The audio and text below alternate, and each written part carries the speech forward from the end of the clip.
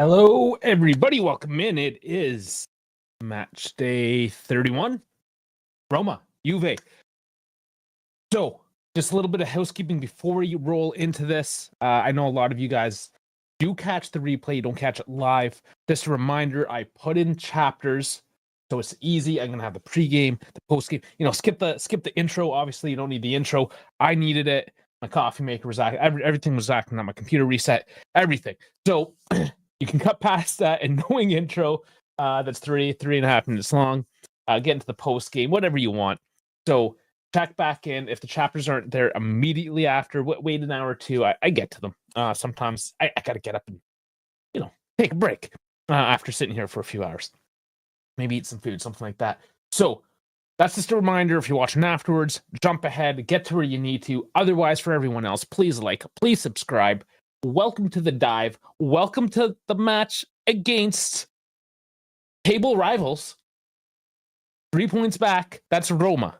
If you didn't see it, it's unfortunately a little bit too late at this point, and we're about to catch the game. Give me a sec. Finally get to drink my coffee.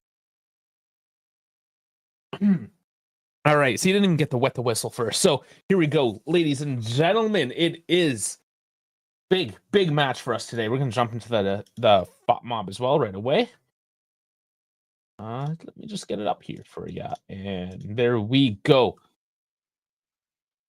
So betting line from Bet365, 2.45 Roma and a 3.1 for Juve. 3.1 for a draw.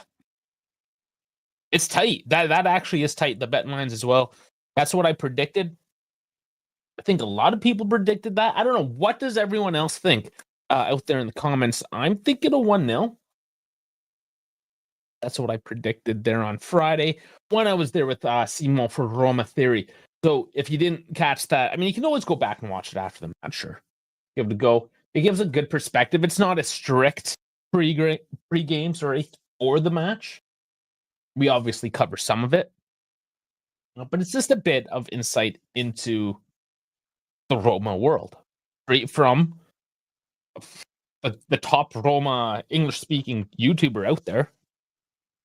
So check that out, Roma Theory. It was fun. Always enjoy it. People do like the collab, so I'm just glad that we got to finally do one after a couple months.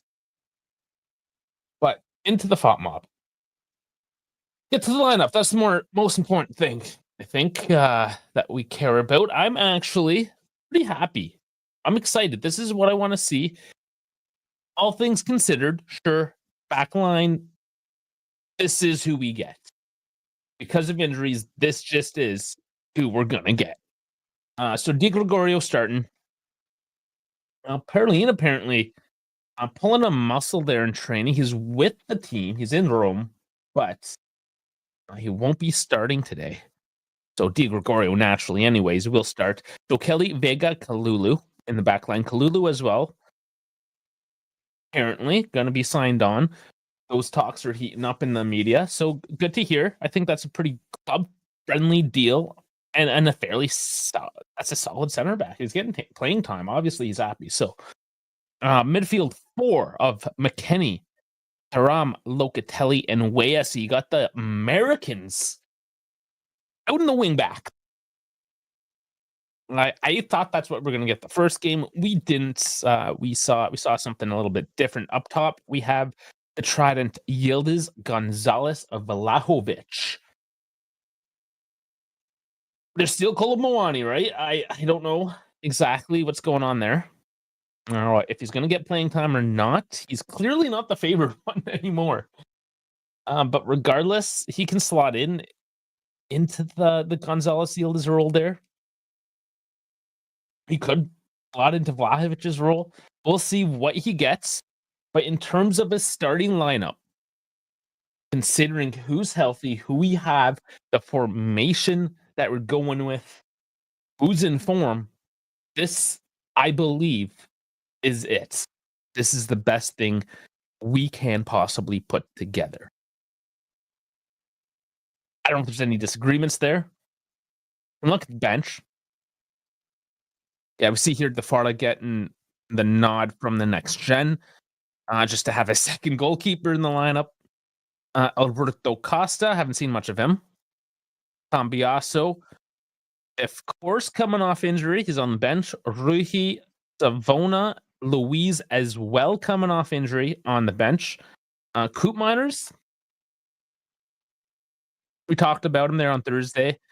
Getting a bit of rotation, some rest, likely to be seen off the bench. Chico as well. Polomwani and Bangula. So options, honestly, options. Does Cambiaso have 30 minutes in him? That's a solid 60th, even 70th minute substitution, putting somebody like that. You got Chico. Coop. I don't know. Does he have a game? You got Bangula. You have guys on the bench right now that can make an impact. Going over Roma now. Also a 3-4-2-1.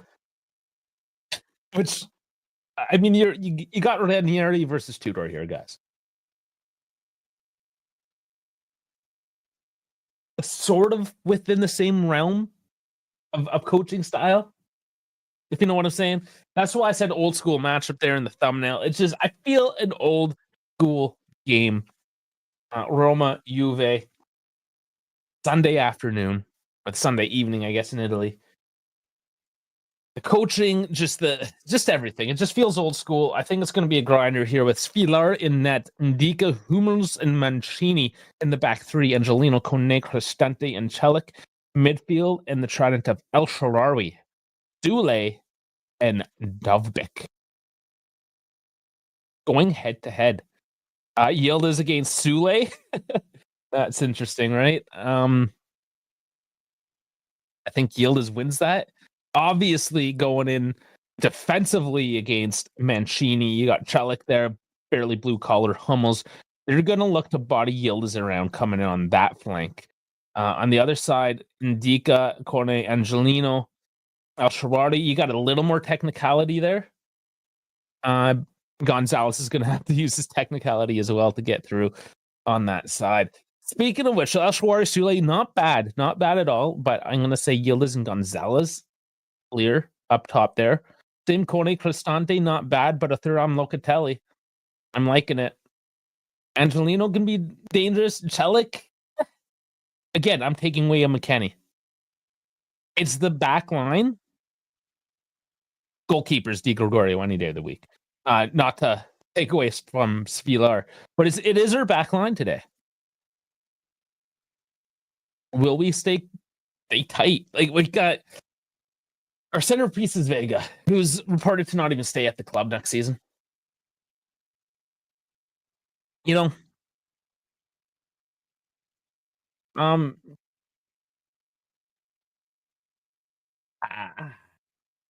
It's our back line.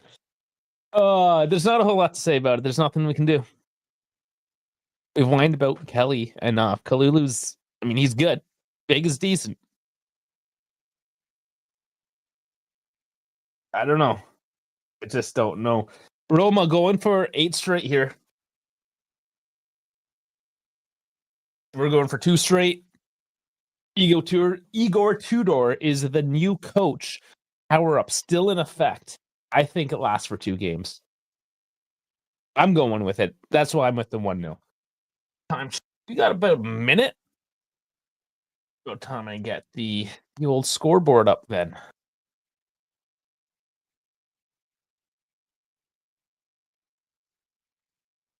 To get this party started. This is honestly big game for both of us. Locatelli wearing the armband, Mancini, of course. A fairly quiet news week leading up to this match as well. It seems as if the hipsters are still a little quiet. I'll see what happens after today. If it's a nice solid 1-0 win, as I think, I don't know. I don't know if there's going to be a whole lot to say. But what am I doing here, guys? What am I doing? That looks better.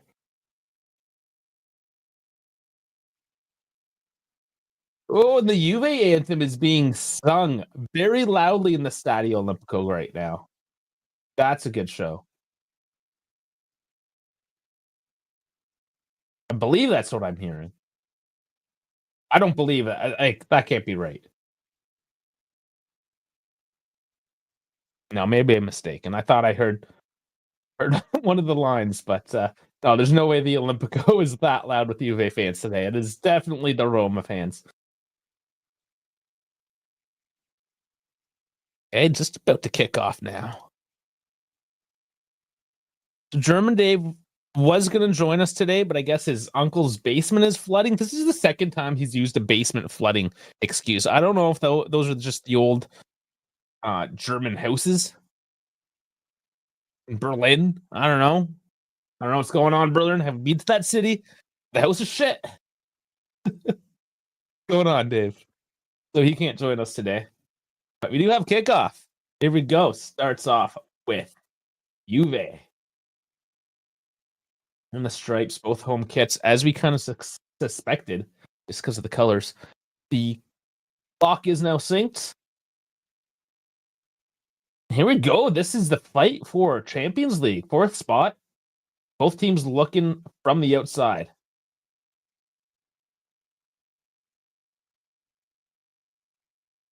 Roma on a tear. Ranieri really righting the ship, but that's why I'm interested to see Tudor. Does he have the magic sauce? And there's a miss pass. Roma collects it easily. And this is going to be tight in the midfield. I suspect you're going to see a bit of that. A lot of pressure coming up the middle. Kind of forcing the play. Mistakes happening. It's going to be a matter of, I know, so cliche to say, who controls the midfield. But both defenses can be leaky. Both attacks can be misfiring.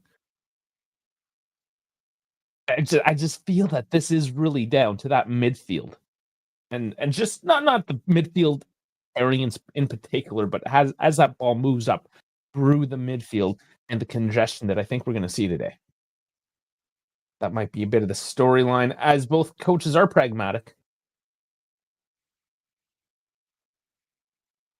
Oh, that pass does not make it to way up on the wing. Good idea. Just not enough behind it.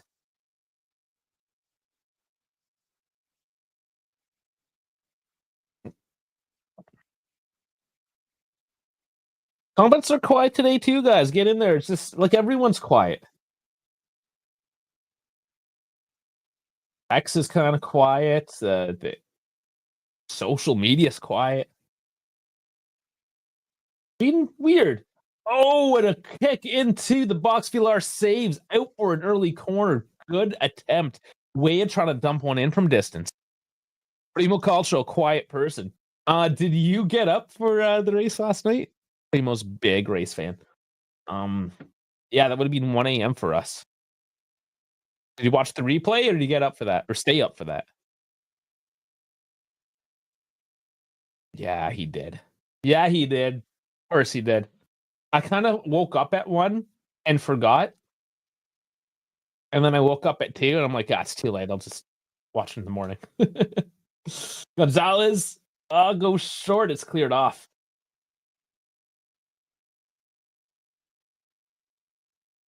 I fell asleep at 2. It was a boring race in that it was a procession. It kind of started and finished more or less in the same order. Nothing at the top. All like midfield passing and stuff. Decent passing here by Juve right now. Oh, as it gets cut out, as I say that, of course. Loca diving in, retrieves the ball off the ground, and he's fouled down. Angelino get a little too exuberant there, sitting on top of Locatelli's face. They take it quickly. I liked it. I'm just old. Max was lights out awesome. Yeah, you would like it because of the actual racecraft involved, right? In terms of like just sitting there and watching for entertainment value, it was not that. You would have to understand the racecraft to appreciate a race like what we saw last night, I think, or appreciate it more so.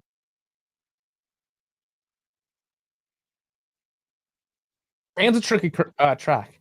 Fun, high speed, hard to pass on though.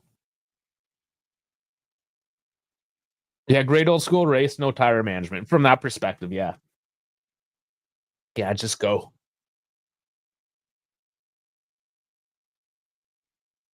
Go, guys. Only 5 minutes. We're already on the F1, but it was just a few hours ago. It's a little fresh. Yeah, proper circuit cars are way too big, and that's been the argument ever since these cars got this big.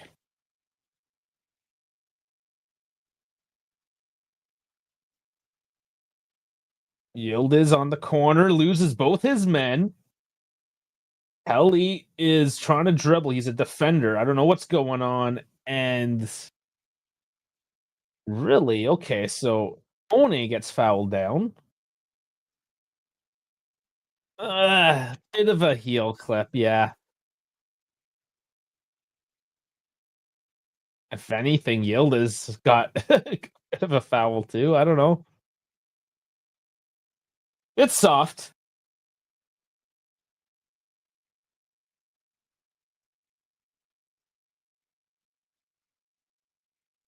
I totally forgot as well. Look at the coat or the referee. Sorry. Uh, where is it now? Show me the referee. Andrea Colombo. I don't know. He's just a whatever.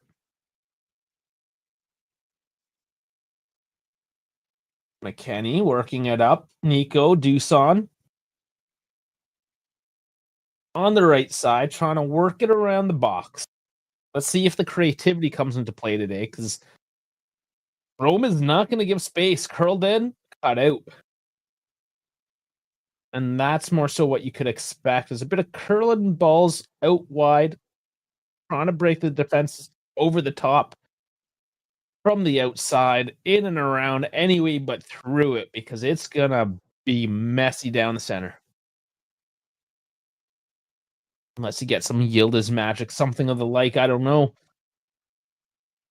Juve currently in control. Looking to get forward, but not rushing the play at the moment. Good interchange. Thuram. Ooh, ball bounces around. It leaks off to Spilar. Looked like he was trying to cut it across and maybe feed a shot, but took a couple bounces on the way through.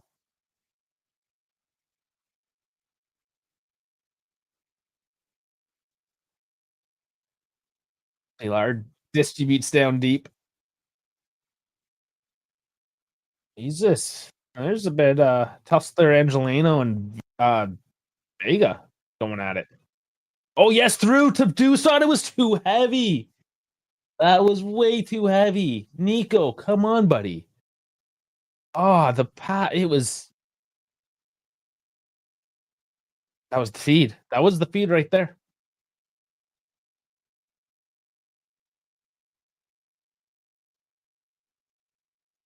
Man. Intent is there though. Oh, Mancini just dumps that one. Or no, sorry, Angelino was the one there dumping that forward, kind of giving it away.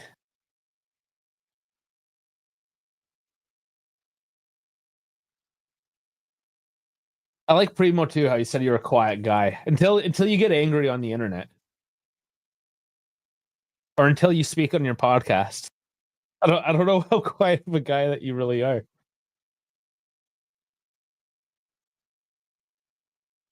Cover all of Serie A. I enjoy it. I've listened to your stuff. You gotta promote yourself a little bit better there. Primo Calcio. Check it out. We don't do live for a reason. Not everything has to be live content though either. We've scaled back on the amount of lives we've done as well. Because it does get messy. You lose a lot of focus. It's fun. That's why we try to record one and then do one live. Have a bit of a mix. Thinking we suck at pro stuff. And is this pro stuff? Like what's pro? Some assholes talking about culture on the internet. Like how pro honestly does any of this really get? It's hard to analyze modern football without offending people. Screw it, just offend them. Whatever. You're always gonna offend somebody. Oh, trying to pass in low again, not finding space, and that was soft again. Prestante kind of going down easy there. Oh, real easy. I think he dove. We're pro. All right. Fair. They're 2,200 subscribers. Subscribe, guys. Make us pro. I guess if you make money, you're pro, right?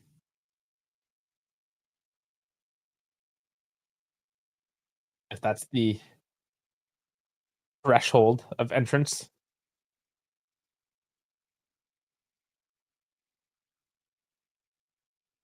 Big. Yeah, like literally, it's just you're professional if you make money doing it. That's kind of the definition in a sense. I don't really make money. Like money comes in, but it's not more than you know that goes out necessarily. So once the books are black, maybe you can call me pro. Angelino looks like somebody that's going to be on GTA 6. Ten Hag watching his next team today. Yes, those rumors actually did leak out. Well, I haven't made contact with them at all yet. Roma Press. They're more of a news site, if anything. They are on YouTube, but yeah, I follow the Roma Press channel on X. They got a lot of good stuff, obviously, for Roma. Breaking news and the like. I saw that actually just I checked the news an hour before the game to see if anything popped up. Nice little curl into the box. It's landing here way. It was a little deep. Curls back in, and an easy kick in by Thorough. Ball going left and right, and this and that, and the shot at the end was a bit of a let off. But yeah, they're just dumping the ball in the box. Cross. Are we getting Cross and Inshallah? Do we need to get Kostic back? We might actually still. We don't know yet.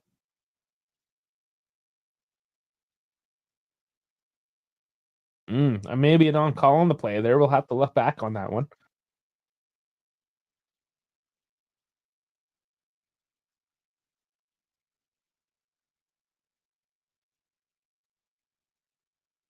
Loka given a lot of space.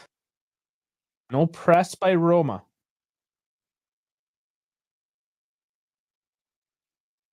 Yeah, and actually, correct. Yeah, just with no press there. Dopic way too isolated. Sorely missing LaJoya or Pellegrini. Yeah, they have no creativity left. Those are huge misses for Roma.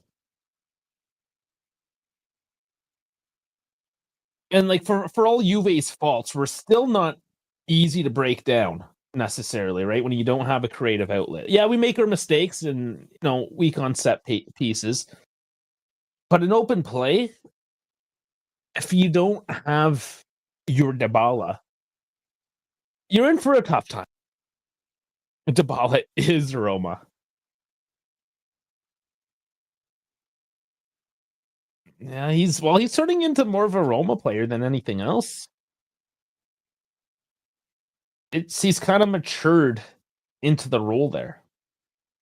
Became a leader more so because there was a vacancy to do so. Whereas in Juve, at the time, there was no lack of veterancy. So I think the move to Rome helped Dybala mature. Yeah, their whole attack. Yeah, it's when he's healthy, he's amazing. But again, that's the issue is he's just never healthy. Oh, feeding the box, can't control.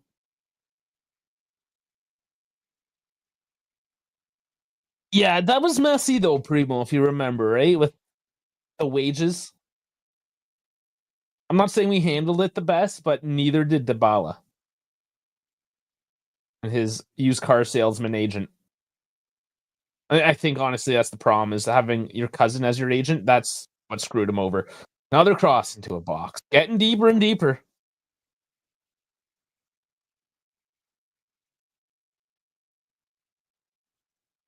Yeah, we had this habit of dealing with players who agents were family members, like Rabiot. It's just nothing but trouble trying to deal with a Cardi with a Wanda.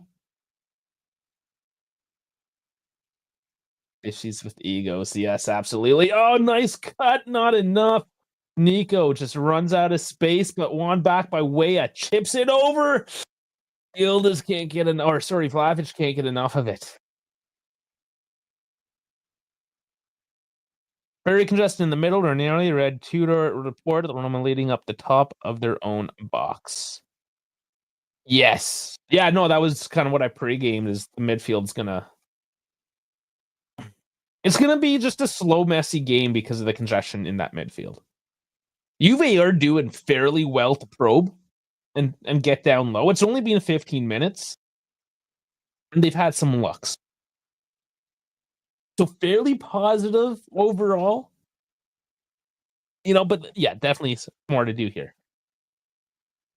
Come on, Deshaun Hummels is like 90 years old, and he's retiring. Yeah, he just he finally announced it. Mr. Matt Hummels. He's 36. Oh, and Mancini, of course. You gonna get in the books for this one? What do you got, bud? Actually, that was a little soft too. Oh no, no, not from that angle. Definitely not from that angle. That could be a yellow.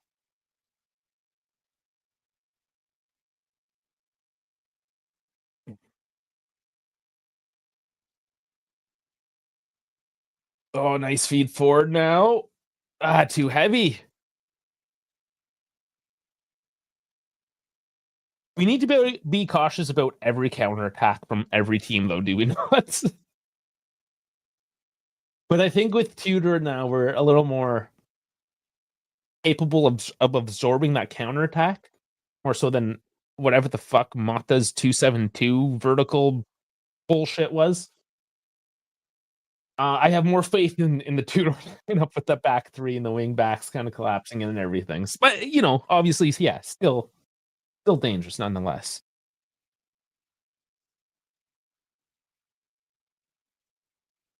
Yeah. And then Cole groundskeeper was salivating. Which Juve defenders ACL can we take, or which Juve defenders ACL can we take today?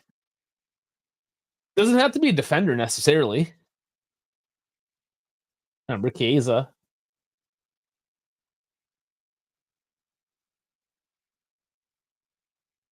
Yeah, again, Dobbik just isolated, expected to run onto a ball over the top into the three-man defense. Like it's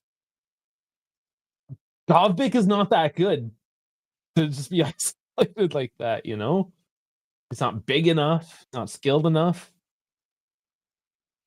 He's not a bad striker, but you gotta give him some. Ooh, hard feed into Vlahovic, can't control. Nico put on the lead boots today. Yeah, some overcooked passes.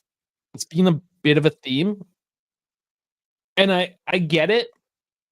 You need to pass hard into, like, Vlahovic, and to your point, man, But do we have the guys that can control the ball? Like maybe Cola. Like Cola would be good at receiving those balls and playing off Lavish. If that's what you want to do, is pound the ball forward like that. Three bad defenders rather than two bad defenders. Exactly. Yeah.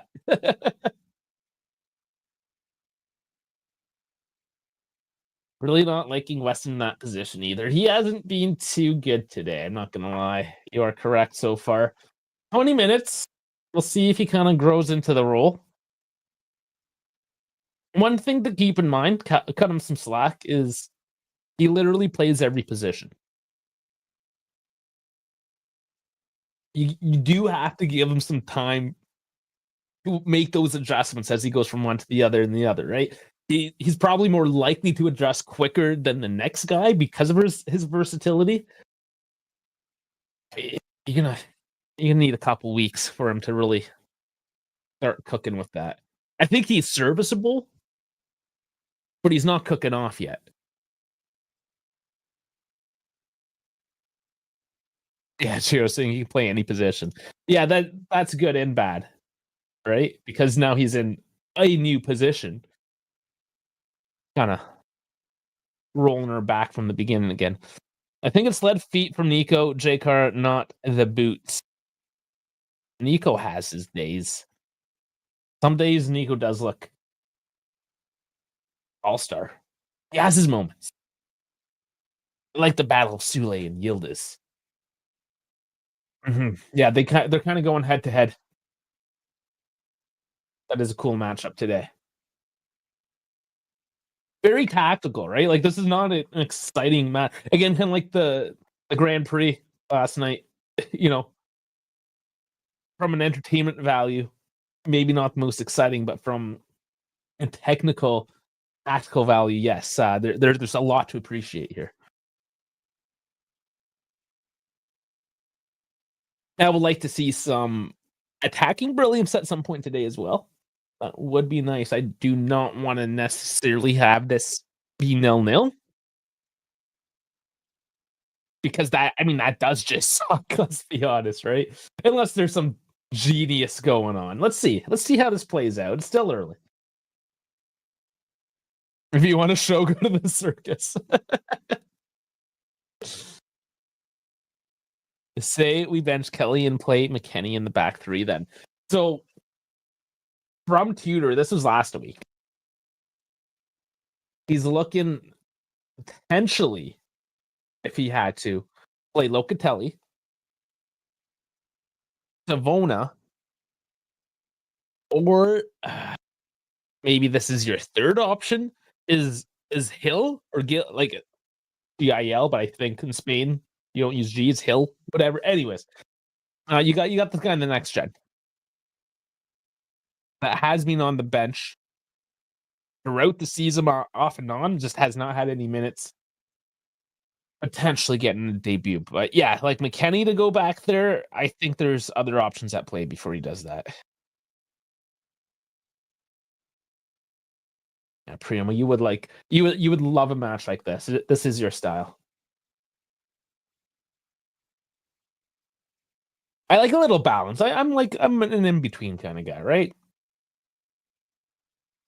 I don't want it to be 0-0, but I don't need it to be like 6-5.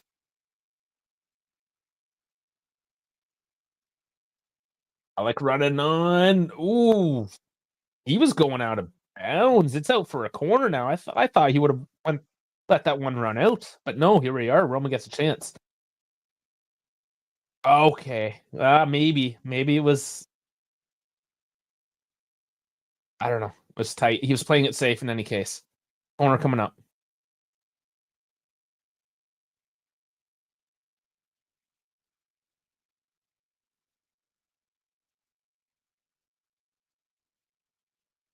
Here it is. Cleared off. And Juve do get control here. They're communicating incorrectly. I don't know. Like, the bad clear. Here's Roma coming back at it, putting pressure on now. Finally, trying to settle into an attack as they keep possession now. Juve failed to clear it. If Courier pulls off the kit today, we might. Oh, jeez! And another chance here. Cristante trying to go from the top of the box. Can't get through. There's two chances there by Roma. They do tighten the screw a little bit. Now it's Thuram. Does he get any throughput here? He's clogged up in the middle. If Tudor pulls off the kit today, do you mean the win? We might be better off. What do you mean by the kit?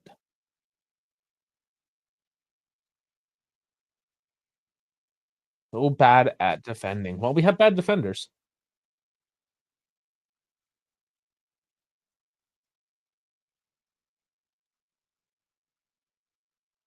Back up the Olympico going now.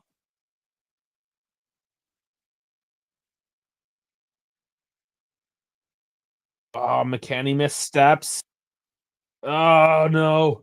And then loses the ball. It does get called back. And it's a yellow card. Cristante in the books. I didn't think there was much in that. Let's check the replay.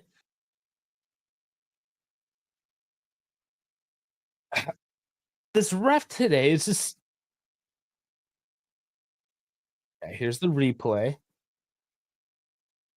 So Angelino pushes McKennie over. No big deal.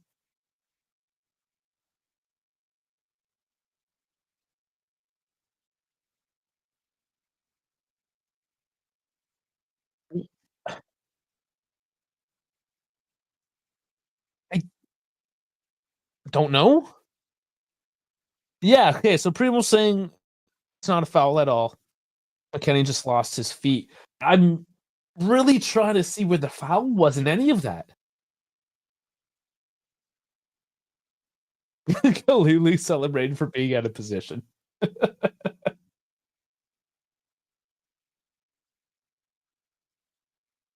At least he's getting some energy going, getting amped up.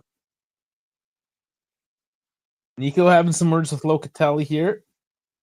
And they decide to kick it back to Kelly.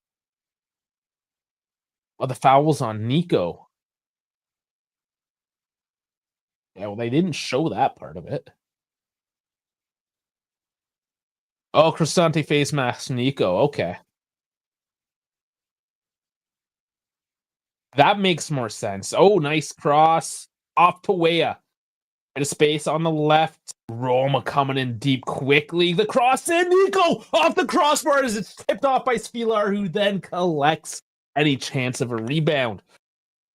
And that was close. Beautiful. So it is a bit of a cross, and inshallah, it is Weah curling it onto Nico's head, flicking on nicely in the top right corner. Spilar gets enough of it, though. Nice header, nice redirect.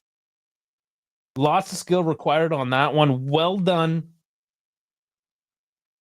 And yeah, Primo saying it. What a save. Good reactions. Ooh, close. But there is creative outlet there. Locatelli. Oh man, Locatella. Like it's Nutella. Is that a shirt idea? Locatella? I say dumb things sometimes. Damn you, Deshaun. It's your fault. It hit the bar. Blaming Deshaun.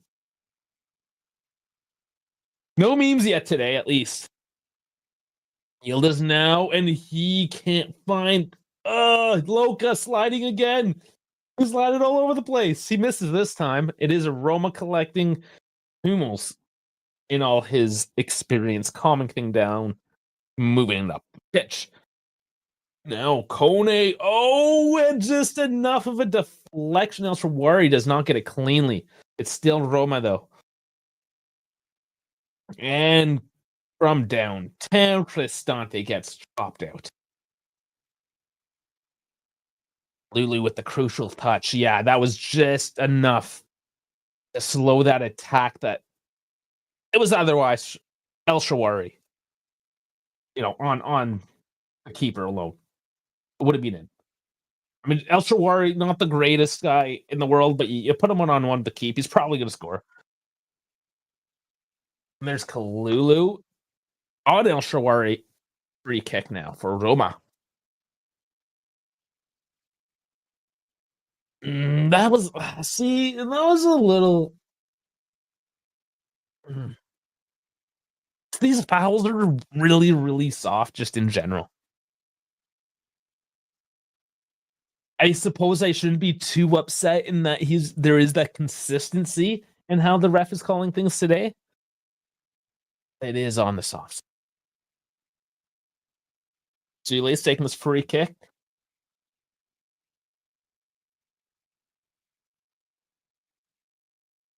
Head it off. Super soft sport. Yeah, I mean, generally speaking, footy is soft, but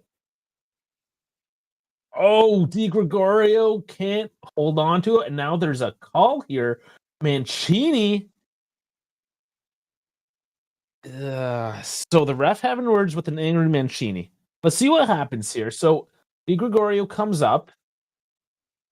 Yeah, there was nothing wrong with any of that. Roma have a right to be upset on that call. That was a bad call.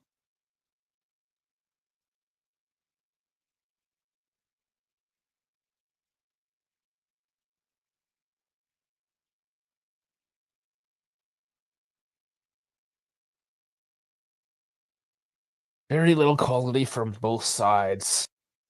There's no space today either. It was always going to be an ugly game. Yeah, they can show some more quality, but don't expect it. Basically, you're gonna have that moment of greatness like Nico might have had there. Over the top, doesn't make it. Running on by Nico, he gets tripped up, still going, tripped in the box. And is it outside or inside the box? Where's the call? I think he did not point to the spot. This is outside the box. The initial foul. Yes. High by El Shawari. And there was no contact in the box. That is a free kick. Mancini has a face of a dirty Interista. I see why Keane kicked him that one time. Yes. He's a piece of shit. Just play the game, boys. Come on, score it, Deshaun, you whore. That is Deshaun up. Big chance here, right at the top of the circle. Right to the edge. Close range. This is actually Deshaun range. This is doable. It's tough. But it's like just far enough. I think he can dip this in. Yeah, this is a nice spot.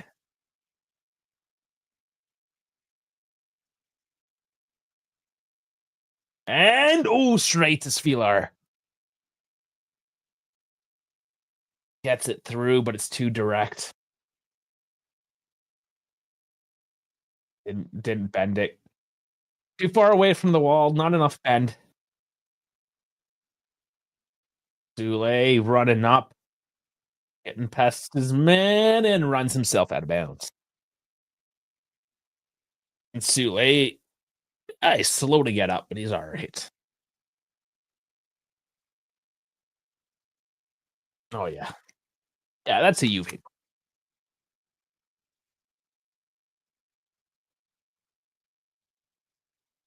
That is a really bad attempt from Dusan considering position. Mhm. Yeah, I didn't make Svilar really try at all.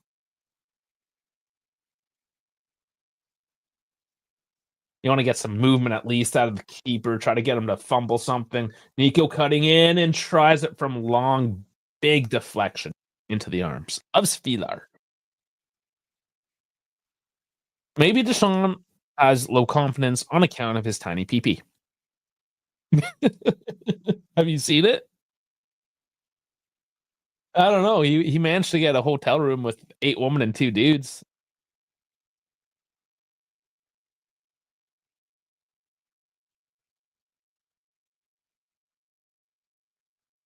I don't know, man.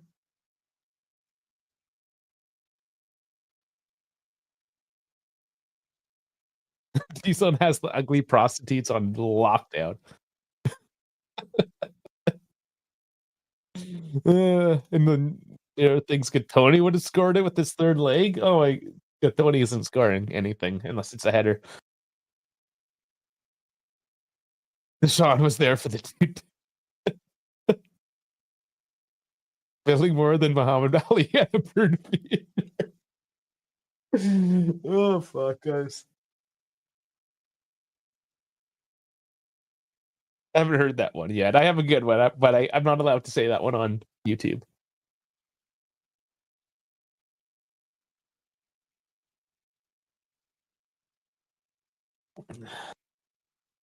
So it's as expected, a pretty cagey half. 35 minutes in.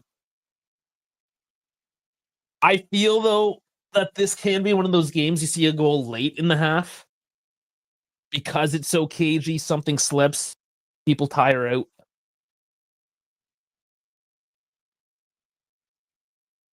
Wouldn't be surprised if you get like a 43rd minute goal, something like that coming up.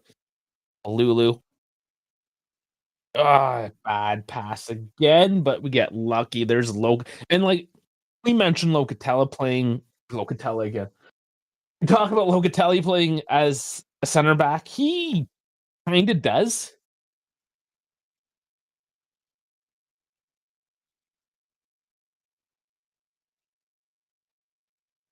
Still no control in that midfield. Roma take it.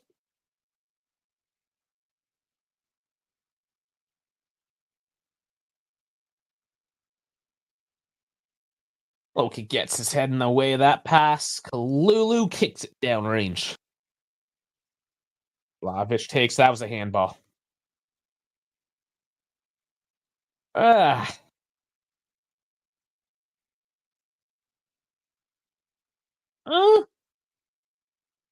Yeah, it bounced and then hit his arm, but his arm was out. It's might as well stall it.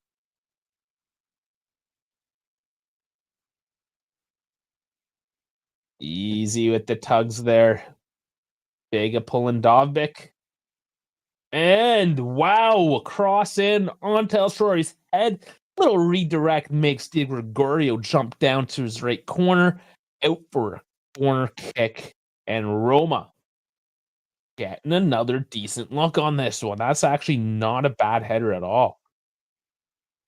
That's what I'm saying with El Shaarawy. You give him space and he can be dangerous. You gotta still mark him. You put the pressure on him, he's not great, but you give him space, man.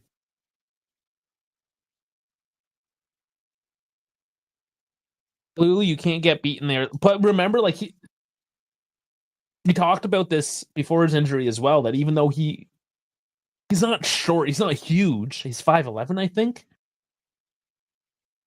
But he's got to be better. Vich can't stay up, but it goes to McKennie. All sloppy possession, though. He's more of a fullback, though, right? Like,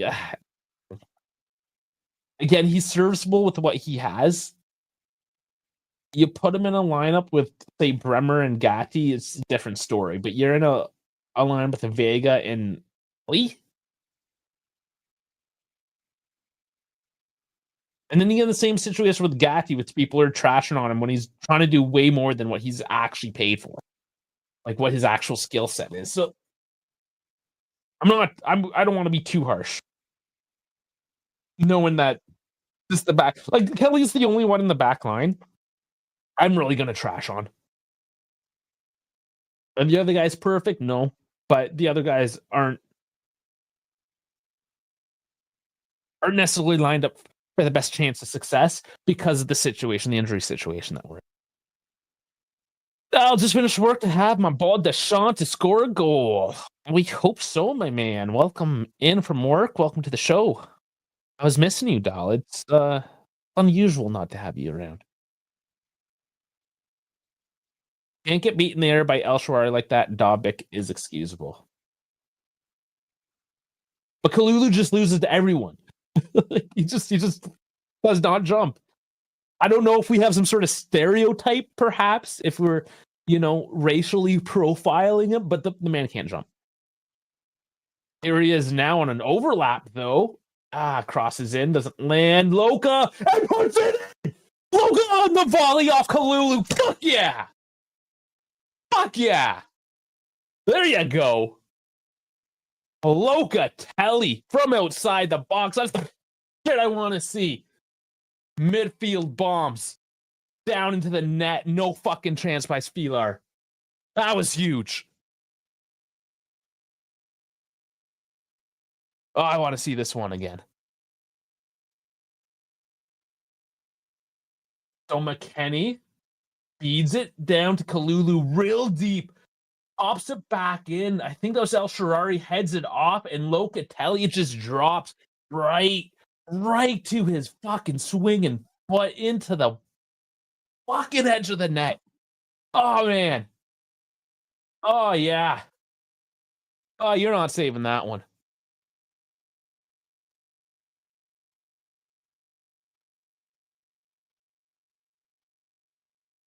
Beauty. Oh, all right, we'll get back into some of these comments. There's two that are pumped up. Fuck yeah. Loco with the BBR. I thought about that, but that's a way a thing, the BBR. Dal, tell me I'm not fucking good luck. I don't know, man. I don't know if you can claim that. You're a Deshaun boy, not a Loca boy.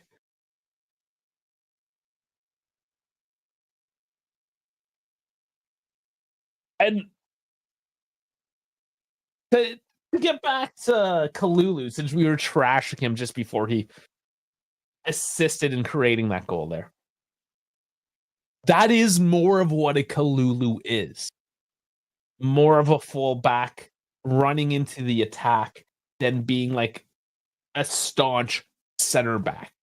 That's the same with the Gatti. That's honestly the same with the Vega. We don't have like now, especially with Gatti. Gatti at least was a bit of a central defender that occasionally would step up kind of idea, more so than the others. Like we literally have none of that left in our back line. We have a bunch of hybrid fullback center backs as our back three center backs currently. Just appreciate that situation before we're too hard on guys like Kalulu, who, when they are released, do what they're good at and create some positivity for the team. Yeah, no one even around him. Locatelli there, because Roma. That's the one thing, obviously, as you would know, when you park the bus, when you drop in that deep, that does leave you open to those longer range shots. Now, yes, they're lower percentage shots until they're not. You know? And here's Nico up to Vlahovic with a decent weighted pass this time. And Dusan, almost with the tricky ones. Villar does get up to touch that one off. Little wide and back off to Juve. What's going on here? Roma complaining. Not happy with something on the pitch. But good pass up to Vlahovic that tries to get cute with one. Goose is here. Goose, are you actually watching the game for once?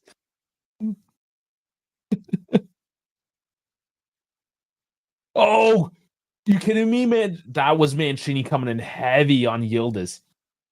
Obviously, the ref saw it cleanly.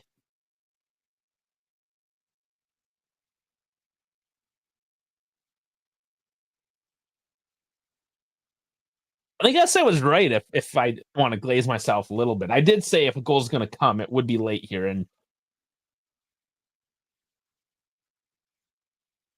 it's got that style of game written all over it. It's not like I'm some sort of oracle here. It's just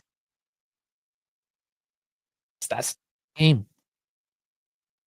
Controversial take. I don't mind keeping Tudor if he does well and became a defense first team again and play anti-football. I'm not against it either, quite honestly. There's news. I don't want to get too much into it now. There's news heating up in that regard. We'll get into it either post game or one of our more focused discussions here. But for now, corner Roma. Zule kicks it in, 44 minutes. Oh, and that goes off McKenny's head for another corner. Hope we get a solid number 9 in the summer. Yeah, we've been waiting for one for 3 or 4 years. And some more right backs. We always need some solid more. I don't know. I'll see how many people we actually retain in the summer first off. And Paulinho crosses in now, and Kalulu boots it down the pitch. 30 seconds left. Roma are danger from corners. We need to be better. Everyone's a danger in corners against us, though, because we suck at corners. That is something Tudor's been working on, though. But it would behoove us to not give away so many of them. It is something we tend to do. We are quite generous in giving away corners at times. There are certain games where, like, north of 10. Juve DNA has always been solid defense, not no tiki-taka possession play. Yeah, I understand trying to revolutionize the way you playing, creating a project. It's just very clear we have not implemented any sort of long-term project effectively, and this isn't just the Mata era. We're going back years now, as has been discussed by us and multiple others. That's it was probably the whole Ronaldo thing, Morata leave, and that's 2018-19 back then. Oh, Jesus, bouncing El Sharari. They're calling for a handball. Yeah, we're going to VAR on this one. All right, El Sharari kicks. I don't think, no. That can't be. He had his back. It was tucked. Yeah, I don't think you can call that one. Yes, I saw all of Mata's comments. That's discussion for a later time. Okay, it's halftime. So I don't know if it's something again yet. That's more of a post game thing. Yes. Yes, we've seen all of Mata's comments. Yeah, that can't be a penalty. It's not. Frank, your face palm in the Kelly thing. He did his job there. All right. Tell Frankie. Yeah, no call, no call. No call. Kelly was just trying to scare us a little bit, even though it was tough. Yeah, that was perfectly fine. All right, let's get rid of let's get the mob. Let's look at some numbers for the halftime. Once again, everyone that's joining in for the halftime, I do remind you, there will be chapters that I put in within an hour or two after the match. I go and get some chapters going because not everyone watches the watch along. They're more here for the halftime, the post game show. So reminder there, like and subscribe. Let's get into some halftime stuff. Give me a second here as I bring up the spot mob for all of your viewing pleasures. All right. So let's go over the numbers here quickly for the individual players. Spilar 6'5". Really, he had some good saves though. Mancini 6'3". Yeah, fuck him. Hummel 7'4". He's got to short up at the defense. He's orchestrated things. Indica 6'5". Celik 6'27". Rasante 5'9", and Halino 6'7". 6'4" for Sule. El Shorari 7'2", and Dopic 6'1". That's I want to say somewhat accurate, other than Spilar.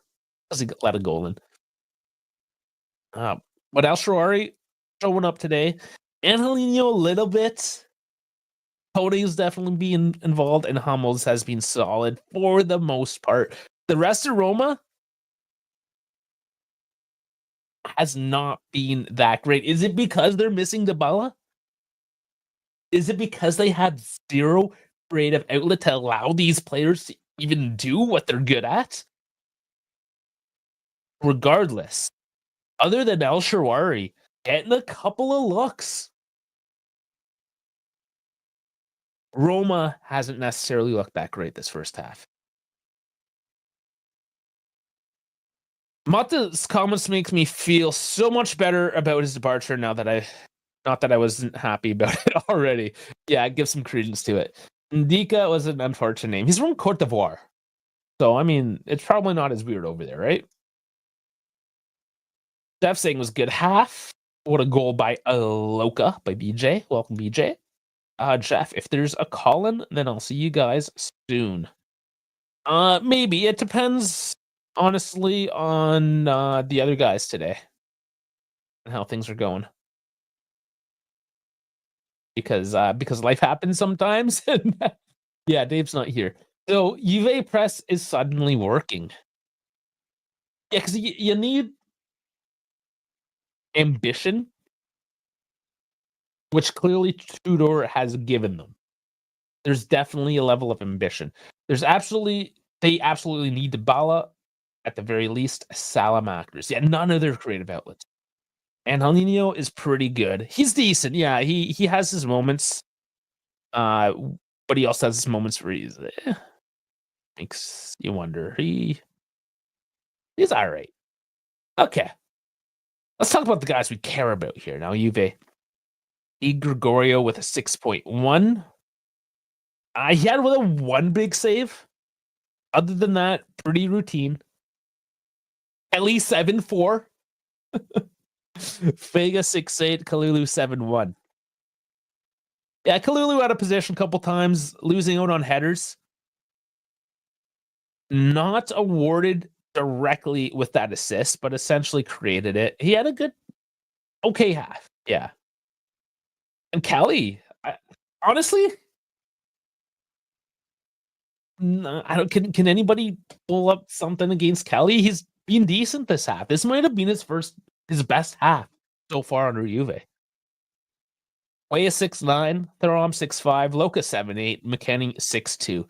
Yeah, the midfield's just kind of not doing much other than that massive Loka goal. And then Loka doing double duty coming down on defense as well, as he does, dropping down deep. The midfield's being ugly. No surprise. Yildiz 7'2", Gonzalez 6'8". Yeah, Gonzalez with his lead feet. They haven't been given too much space, and Vlahovic is 6. Yeah. Vlahovic hasn't really done anything, has he? A couple times he got the ball.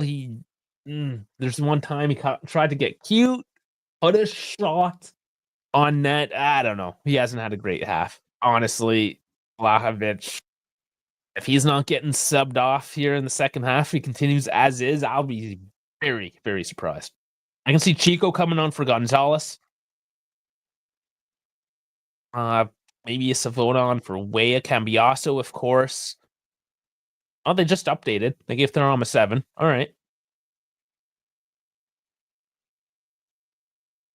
Oop. Who do we got? Yeah. So we have our 5 changes. You're going to have Cambiasso and Luis. They're going to get some minutes. You're going to have Chico and then Kolomoani. Savona for another wingback? Or Bangula as a wingback? Would he do that? I don't know. I do not know. We don't really know what Tudor likes, what he's doing. It's too early to know for sure what he wants to see. But Chico for Nico makes the most sense. I think he kind of slotted him in there last game. Up here in that position.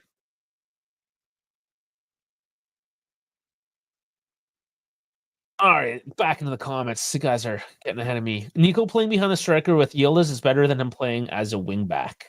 It's more his natural position. Absolutely, yeah. Nico isn't. He's okay at defending for a winger, and he's not bad, but yeah, he's certainly more an attacking role. Getting him to do defensive duties is not ideal. Alexandro Jr. turned it over to Sule, which caused a good Roma chance. Oh my god. Kelly did all right this half. He did. West might need to get benched for Costa. That's an option too. Oh, well, he forgot cost existed. There's a reason, there must be, that he's not getting played. Both coaches now. Ellie's just so prone to being closed down and giving away the ball. I also think Cambiasso will come on. I think so. The Eagles' work rate is out of this world. If he can be more clinical, like in his Fiorentina days, you can see why they wanted him so bad. He was more focal, though. Again, like Fiorentina, when you're these big names, a lot more is kind of focused through you. So it's going to hurt you when you come to more of a Juve. LJJ, hello, guys. Great goal by Aloka. Acosta's been good every time he's been thrown in. There's something we're not seeing, though, right? There's got to be a reason. How about the bench here by Roma? You have who they might put in. Paredes, Pellegrini, Baldanzi, Shomarudov, maybe Pasili. They have a few options. Nothing as heavy hitting as us, though. That's the thing. Like, we have a heavier bench to kind of lock this one down in the second half. But he plays well for Argentina as well. That's a good point. See, I don't follow as much that.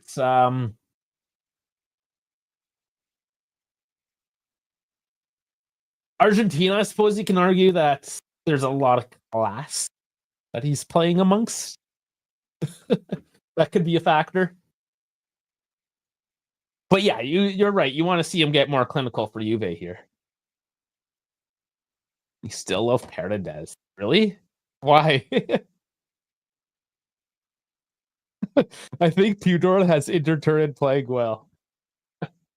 Oh, you guys, I love it. Already the ball Loca scored is 1,100 bid. Like that was on the betting line today. Oh, bidding war. Oh, to buy the ball for the the charity. They put the ball in the bag and they raffle it off. That's right. So it's already at 1,100. Nice. Always starting a fight. That's why you like him. Okay, you just like a shit disturber is what you're saying.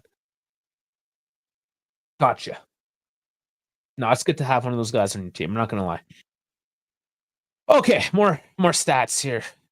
This I always like looking at. The momentum. I'm loving this again. So this is not what we saw under Mata. This is what we see now past couple of games by Tudor. Where yes, we're letting the other team have a bit of it, but we're actually controlling. We're actually getting the ball. We're controlling the game better. Now let's look at the stats. 62% possession for Juve. Actually wasn't expecting to be that heavy in our favor. So, XG, Roma 4-4 to 4-0. Shots 6-7, big chances 2-1. Pretty tight. Honestly, in terms of the stats, passing 143, 79% to 276, 89. So Roma's actually four with the passing. That's why their midfields are getting low scores. I just looking at the numbers, and from what I've seen, this actually does paint a bit more of a picture now that Roma is not performing today. They had a couple looks, but again, that was all pretty much El Shaarawy. 3 corners, 6-7 shots, off target 2, on target. They have none on target. Whereas we have 5. That's a huge difference. 5 of the shots on target of the 7, that's a high percentage. That's a good stat.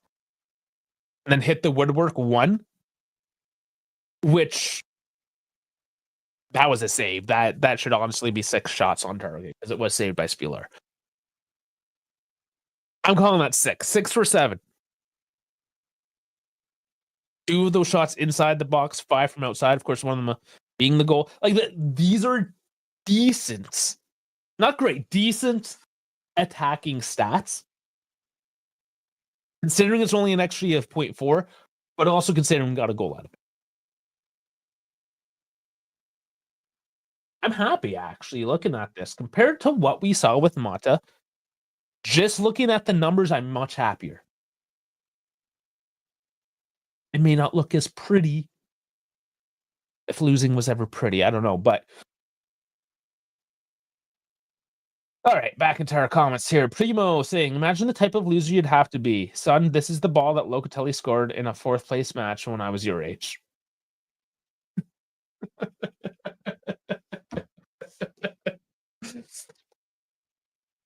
It's technically a fifth place match at the moment. Let's look at the table. Screw it. Let's look.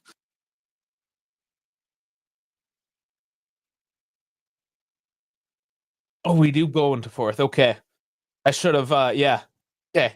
Bologna, though, still a match to play. Keep that in mind. That threw me off there because Bologna is still game in hand. But it does essentially put us into fourth place. Yeah, you are right. Carlos is actually a good player, though, just not for Juve, but there's no way I'm starting Cristante over him if I'm Ranieri. Cristante is awful. He's had a bit of a downturn, though. He wasn't always this bad.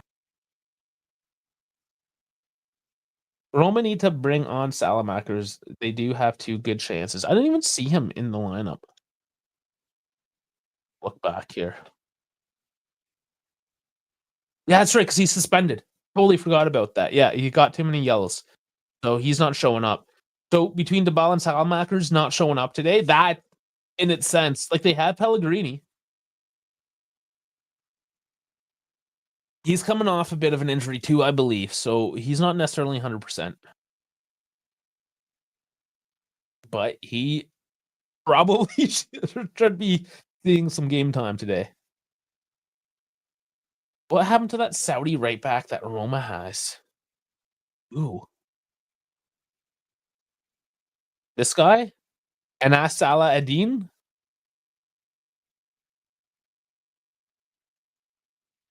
No, he's from the Netherlands.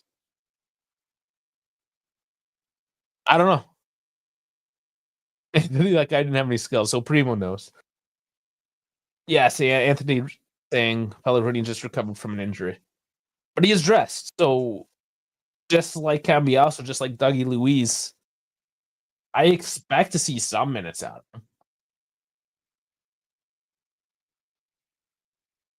But yeah, the fact that your only creative outlet is recovering from injury, it's clear. It's very clear that Roma is having a hard time with all of it today.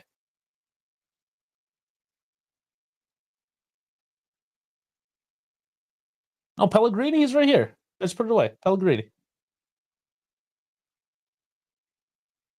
You got, oh, you're talking about the Saudi guy, Abdul Hamid. My bad. This dude. I don't know much about it. Actually, Primo. You probably, since you cover all of Serie A, I have since learned. I imagine you might know a little bit more about this guy.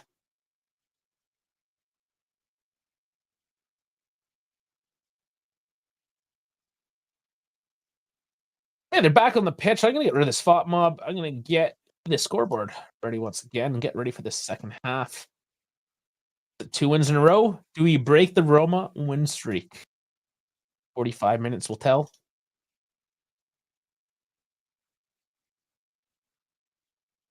Damn. He was pretty bad. I doubt he'll play again. Thigh injury, my ass. Oh, so you think it's a fake injury? Gotcha. Oh, Hummels is coming off for Shomurodov. Did we just completely wear out Hummels in that half? Is he done? Just like that? A 36-year-old got nothing left. Oh, they're changing formation. Calls for a 4-4-2 here, apparently.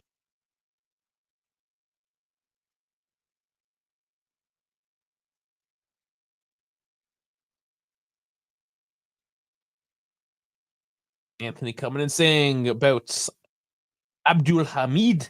It was bad, but lightning quick. Probably signed him for that Riyadh sponsorship deal.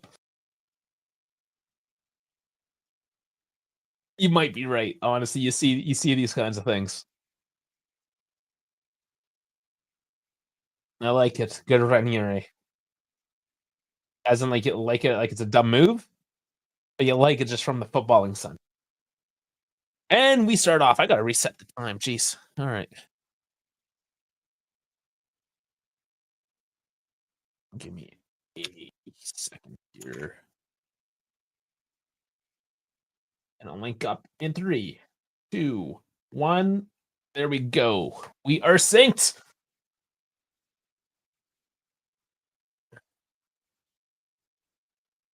So going into the second half here, up by 1, away from home, and Roma have not looked good. I expect terror ball. Maybe not early on. We might give a push here early on, way on the left, running onto it with some space.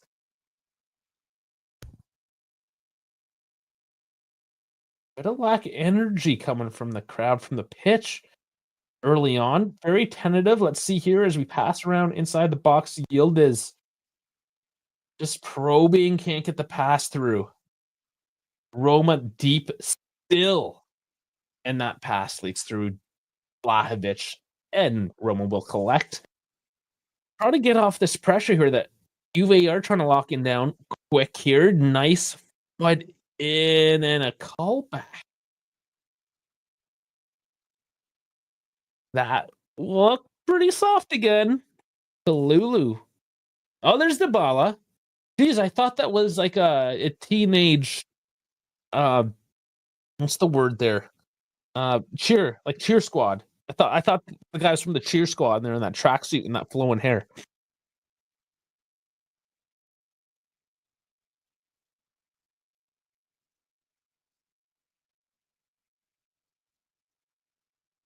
Cheerleader? That's the word I was looking for. He looked like a cheerleader.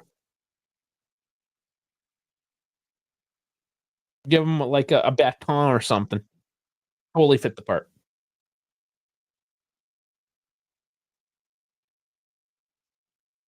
Oh, stolen by Nico in the midfield, running up, catching Roma out on the back foot. Oh, bad pass, boys. Come on.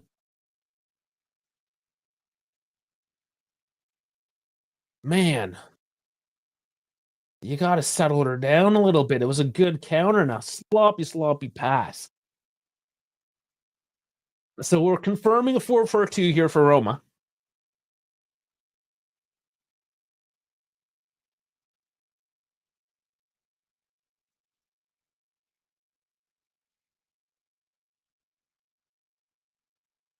Roma doing decent to pass it around now. They get it through, but Kalulu kicks it out to another corner. Roma early on, racking up those numbers on the corners, and this is going to be their best chance to get something back from them.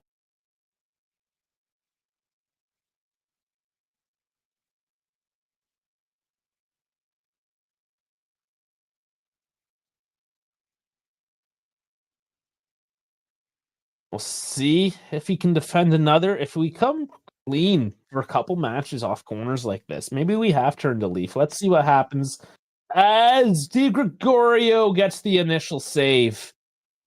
And Shumarodov is there for the second attempt, and it's in. And there's the goal on the corner.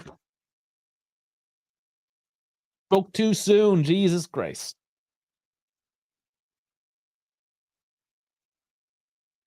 So we clearly have not gotten better at corner kicks.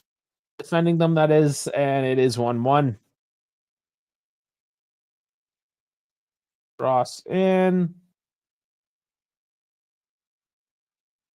Yeah, I think there was a quick look to see if he was onside, which pretty sure he was there. Unless there's some funny angle, it looked like he was onside. Kalulu was the one watching that one, wasn't he?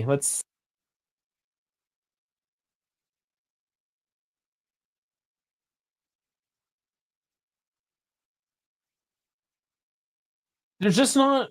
Whenever it's messy, whenever it comes in like that, they're not quick enough to really react. Yeah, they are ball watching a little bit. Positioning, IQ, I don't know. But this totally changes the complexion of this. So Ranieri making changes at the half, paying off for him very early. 4 minutes in, didn't take much. And Churro is blaming Deshaun again. Why not?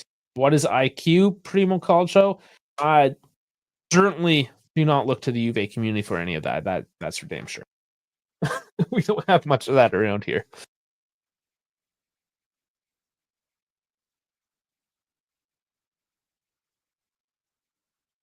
Soft goal, yeah. Anytime you be able to defend a corner like that is concern, raises questions. And it's been a theme this season. So yeah, soft, continually soft. It's like Charmin toilet paper, right? Always the softest.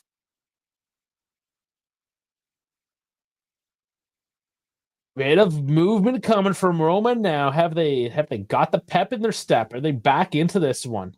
Crowd certainly is. And Protestante, Kone, they're trying to get through, making the ball move, keeping Juve running. Dele crossing over, and it's not settling down quite nicely. It's Kalulu there to elect. Kalulu has had good moments defensively this game. Uh, Not so much on that corner. There's been moments. It's been hit and miss.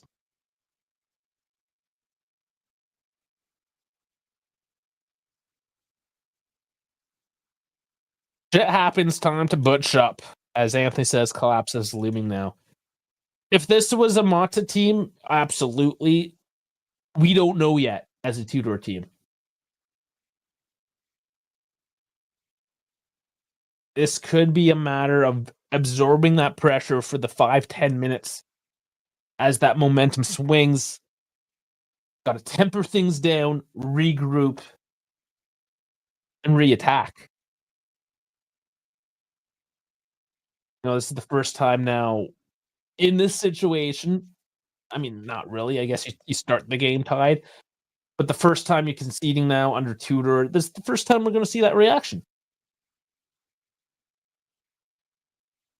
Primo calling for the Kalma. Yeah, there's nothing to worry about just yet.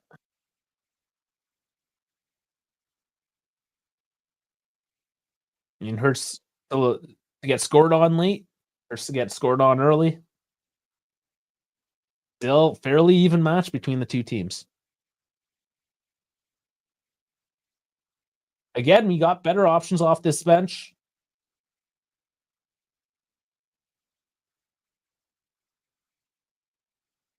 It's kicking around the back line currently. Kelly walking up. See what type of creativity Juve find off this one now, because we make fun of Roma's lack of creativity. Let's see if we have any of it ourselves.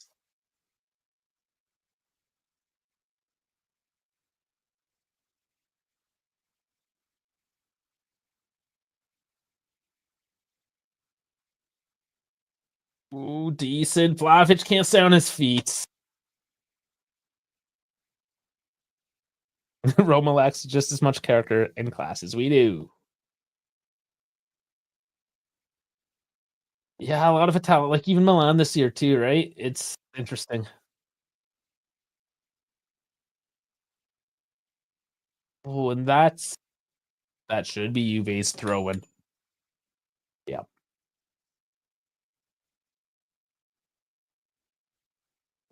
My dog's snoring.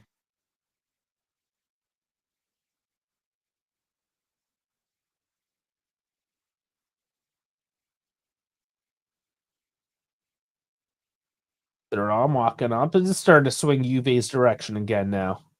The nice back heel doesn't make its mark by way cute, but not accurate. But don't call that. That's a clean one. That's excellent. Yes. Come on. Oh, another foul. Maybe they're still running up. Thuram out wide. Shimorodov. No, sorry, Sule. That haircut throwing me off. Throws it out for a throw in. Very tentative. The passes weren't exactly clean. Locatelli just pushing Kone over. He's diving. He's diving. Dusan is so garbage on the ball. Yes, he is.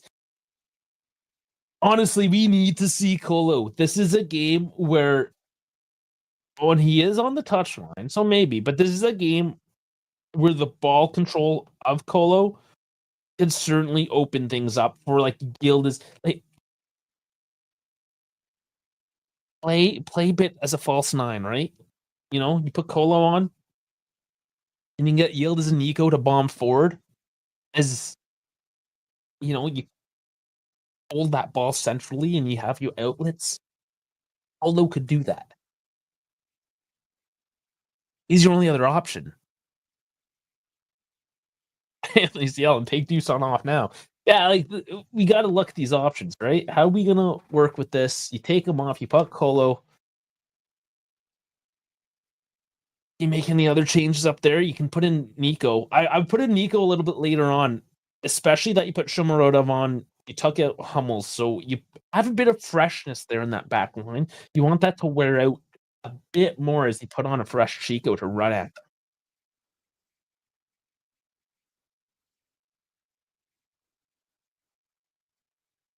You can put Bangula on if you just want somebody running at the defense.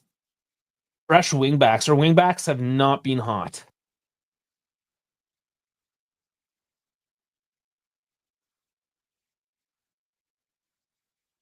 You have Tudor adjust. It's not the most straightforward. But fed up Nico can't get it past his man, but maintains control. Lulu dumps it in again, can't find his mark, lands for Nico. Out wide. They continue to maintain control.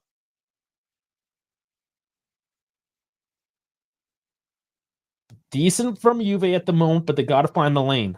They got to not do anything stupid here because Roma is sprung the trap for a counterattack. One mistake here could be pivotal. But Juve, clinical at the moment with the passing.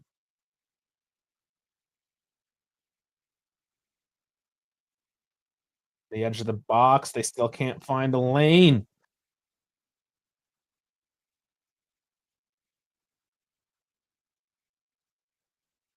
No rush. Juve doing well. But Roma happy to defend at the moment.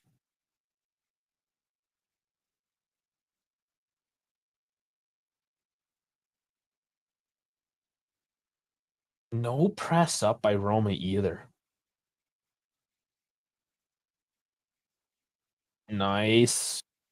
Lulu low cross in. It's out. It's a corner. It's time we start pressuring on these set plays. You want to slap Angelino? Yeah, I think he's probably deserving of a slap or two. Corner for Juve is just a chance for the opponent to counter. Well, that's a very drab way of looking at it. I'm trying to will this team to get a corner goal here. And Paradise is coming on, so all you fanboys out there. Yield is doesn't chop on. No counter by Roma. They just dump forward. It seems like Roma is happy with the tie right now. Or are they just letting it ebb and flow? Letting Juve wear out a little bit now. Let's see, because after that 10-minute early push by Roma, there's nothing left in those sails. But they do win it back. Dovbik on a 1-on-2 is getting his support. Holds on to it. Takes a long shot straight to Di Gregorio. I was wondering what Dovbik was doing there. He eventually got his wingers up, then just nothing. Like the midfield, the defense, they're not coming out to help. There's nothing in this attack. And are we going to get a tie? Thank you, Dobic. I appreciate your stupidity. I mean, tie. There was tie written all over this one from the get go. Another slide, Loca, man. How many is that? Yildiz getting hauled down. Yeah, Roma, that's protesting. Power down. Did start to see some substitution, some tactical changes here from either coach.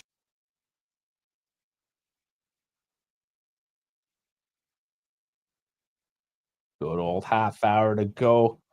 Juve currently with momentum, and we do have changes. Paredes and Goran. Like, so it is Cristante coming off. The Guano? Did I, or was it like Guan? See if I saw this, read this wrong.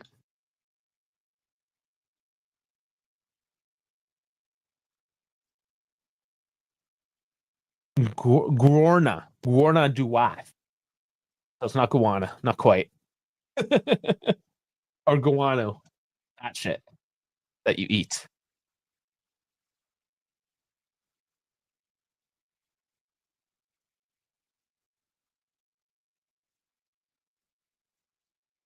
So that's three changes for Roma, none for Juve yet. Roma have one more. Actually, no, they did the change to the half, so they still have two opportunities. And no feed through. It's Nico continuing to walk. He got open. People are open, man. And that was the option. That was too tight. That was too tight. McKenny running in. That man. Spilar's tracking that. Obviously, so many options. So much lack of decision making. That opportunity. You win the corner. It's 4-3 for Roman corners. They scored off one of them. And we did not.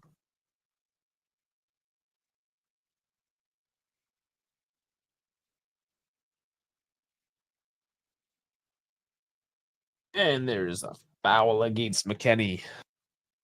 Oh, yeah, there's Paredes doing the dark arts now. Throw the corner. What the fuck? Yildiz. That was shit. I think it's because we don't have anybody that can jump. That's a lot of it, too.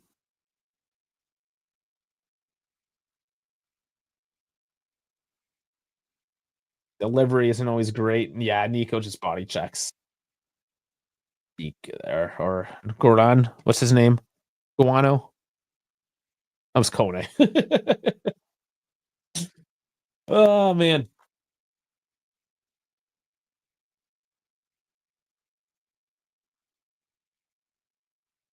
Maybe they just started coloring people's hair. Just go by color. Purple head, red head, green head.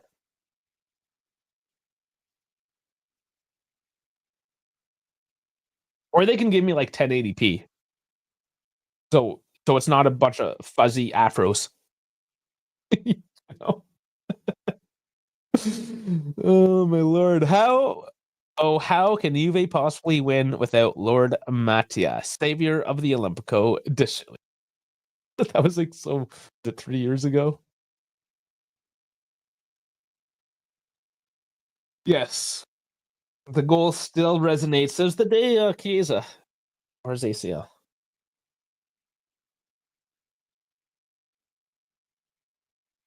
That was only a couple seasons ago now, wasn't it?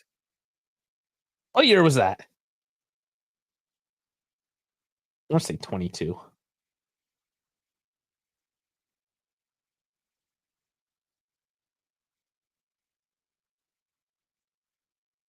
Oh, come on, guys. Better passing.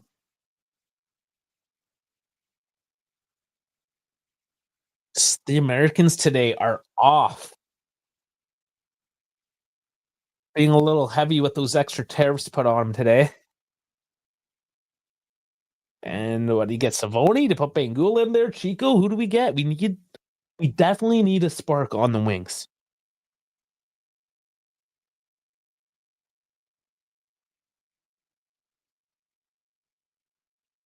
Oh, man. That's a yellow on Vega.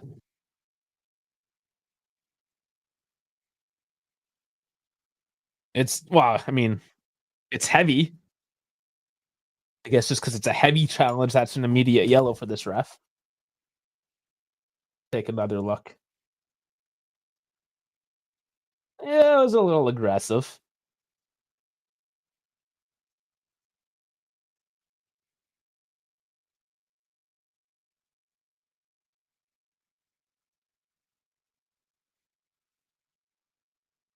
It is clear Juve need the substitutions. They are worn out. They're getting tired.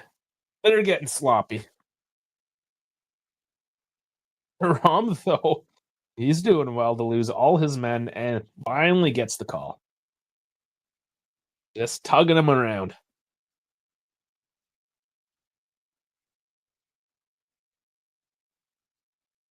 65 minutes. Let's go.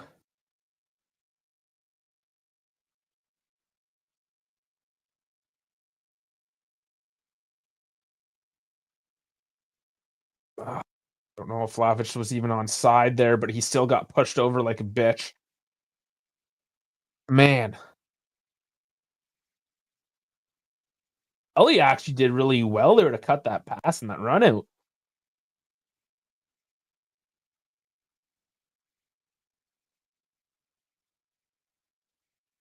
It's just dumped out of bounds. All right, Tudor. Changes. Cambiaso getting instructions from the coach. Yeah, I keep on forgetting Cambiaso. Obviously, coming in as left wing back. That's going to be huge. Hopefully, he is healthy. Nice yield is winning it back. Thuram gets it forward to Nico. Very well done here as they bomb forward. You got to feed it. They don't even want to feed it to Vlahovic. He's so trash. McKennie scoops it forward. Can't find Thuram. It's headed out. Good luck, though. Loka scoops it wide. Can't quite get it to Weah. It's out for a throw. I think we're going to see some changes. Cambiaso, Coop Miners. Olo Muani, triple chain. 67th minute.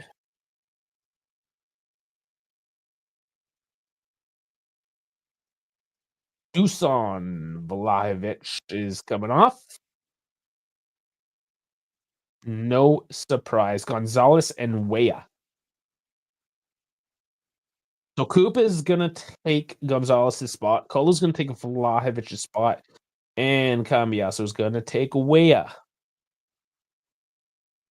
Coop Miners. Tudor pulled him out of the freezer. Yeah, he keeps them on ice.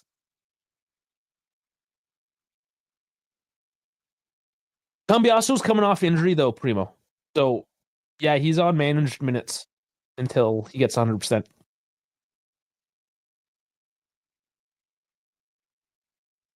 Nico was good second half. Well, he lost the lead feet a little bit. Yeah.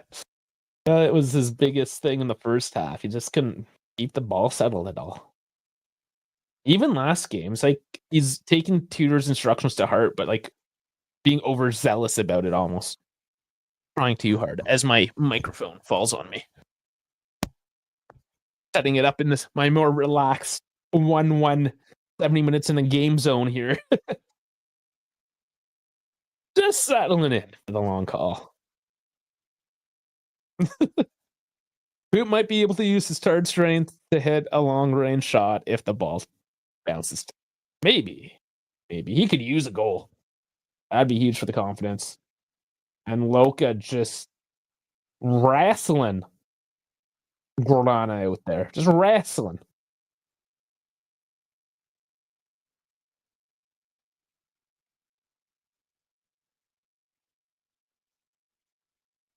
Yeah. Done in good faith, at least.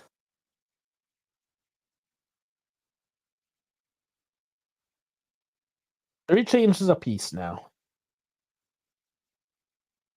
And the tactical battle ensues between Tudor and Ranieri. Storyline playing out as predicted, though, really.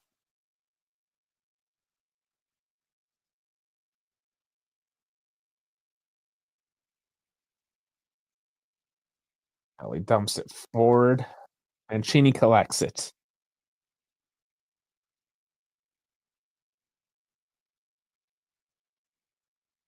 I still have this feeling that Roma's okay with the tie, which I can't really respect from the Roma point of view.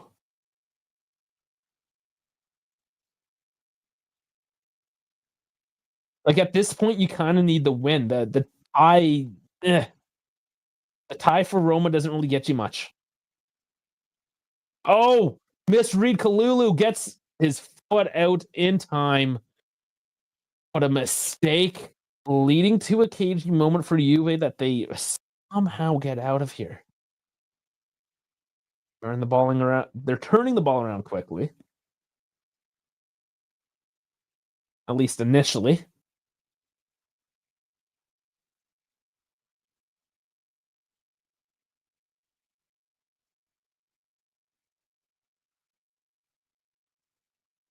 Coop gets the pass, doesn't run onto it though, pulls it back.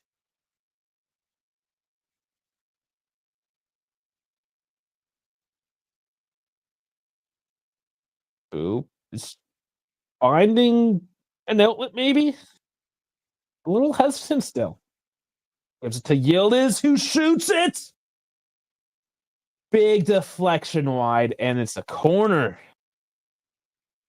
Finally, Coops decides who he gives it to, and it could have been dangerous. Like their Rom having some words too, like, hey, look around. Options.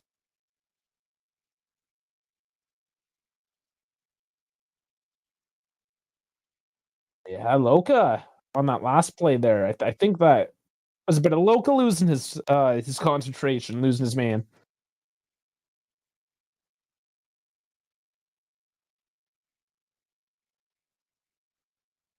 All right, looks like the last change is coming up for Roma, Nelson, and so Chelik's off.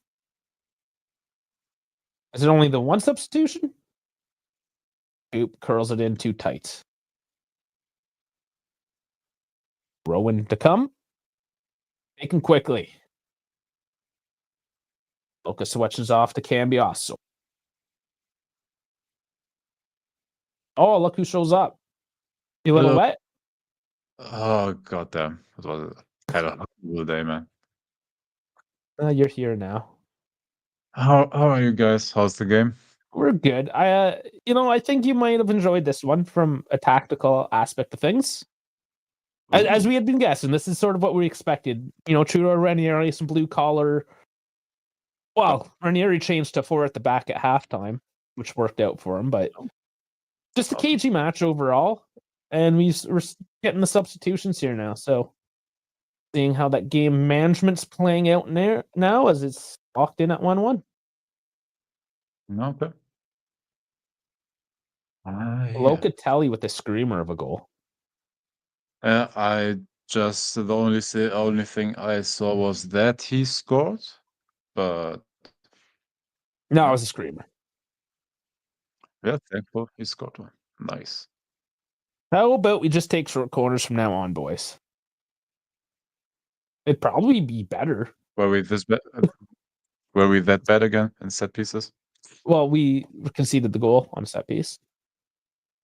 Oh, from one of our set pieces or defending? Not defending. But then ours, okay. Our corners have not been worth anything at all. Goddamn.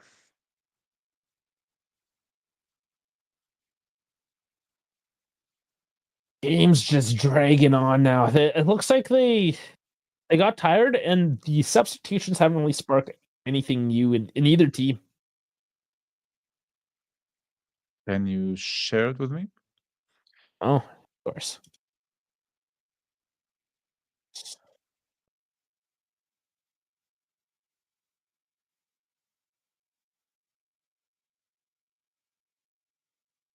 Still Juve holding on.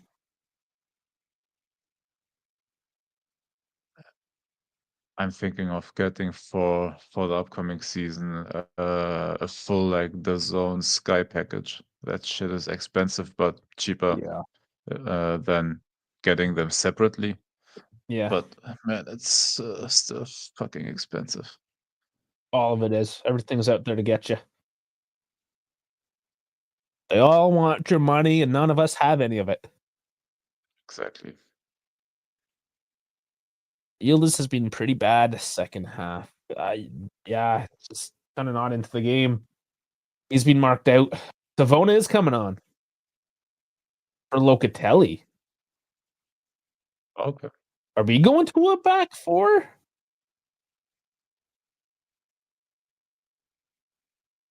Savona isn't going to play midfield, is he?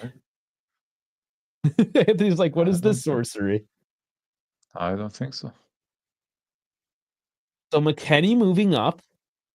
Oh, well, McKennie moved into moved into the midfield. So Savona's playing wide. So they're just okay. That makes a bit of sense. Current lineup is. So McKennie is the. You have Cambiasso, Thuram, Hoop, Savona. Oh, Savona already gets one. Makes Spieler come out. I'm looking to make something early. Yeah, odd sub. I haven't seen Savona in a while. He's not bad. Not bad for a younger guy. Oh, I guess it was because was it his thigh that was injured or something? His Polbeja. Oh, yeah, he's been out for a little bit. Yeah. And he played injured like a couple of games as well. Chris, buddy for work. It's like, hey, I have no input about the game, but it told me to say hi next time I'm watching. So, hello, Chris, and thank you. Yeah, he has no idea what's going on. That's fine. He supported me, which is very nice of you. Thank you. Hey, greetings, man.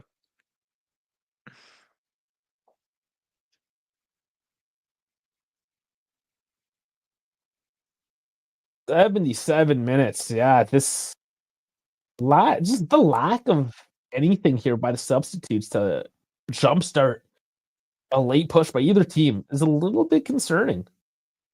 Like, lack of character. Yeah. And I expected more. I haven't seen anything yet, so I can't say anything on it. So I trust you on. It's been like this, like what you're watching since about the 55th or so minute. So they got their goal really quickly, had momentum for 10 minutes. Yeah, after that 10-minute kind of, hey, we got a goal. It's Yeah, maybe it's because like Ranieri doesn't want to risk a counter attack because he knows that he needs to win though. Yeah, he needs to risk something. We kind of have to as well, right? They have to more so. Yeah. But they kind of salvaged their season. If you think where they started, they can. Yeah, that's what I'm saying, Primo. It's lack of character from both teams, not just us.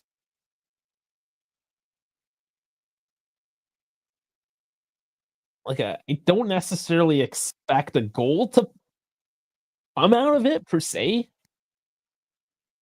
but just more something. Come on, fucking 11 minutes.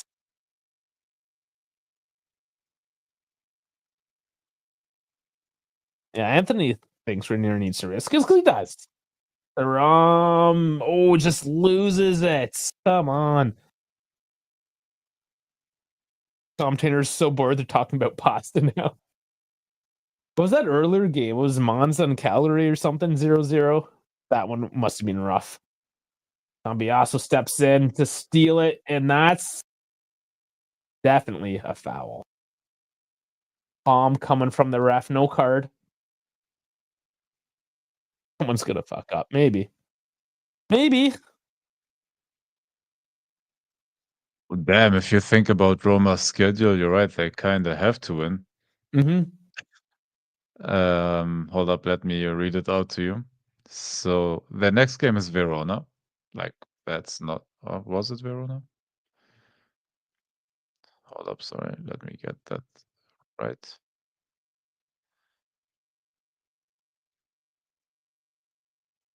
Played off by Juve now.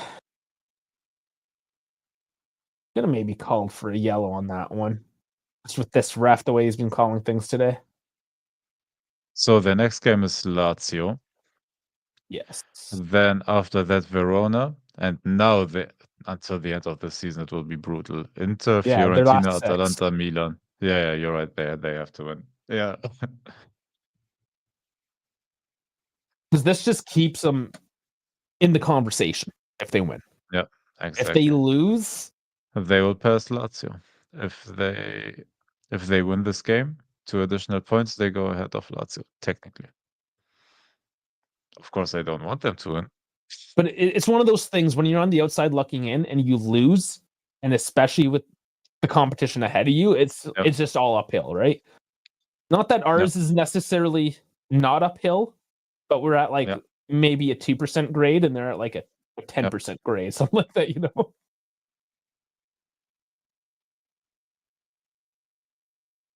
Come on, Coop, show us something. It's tackled out, throwing. Second half, probably the most boring of the season. Allegri would be proud. Only if we win in the 92nd minute.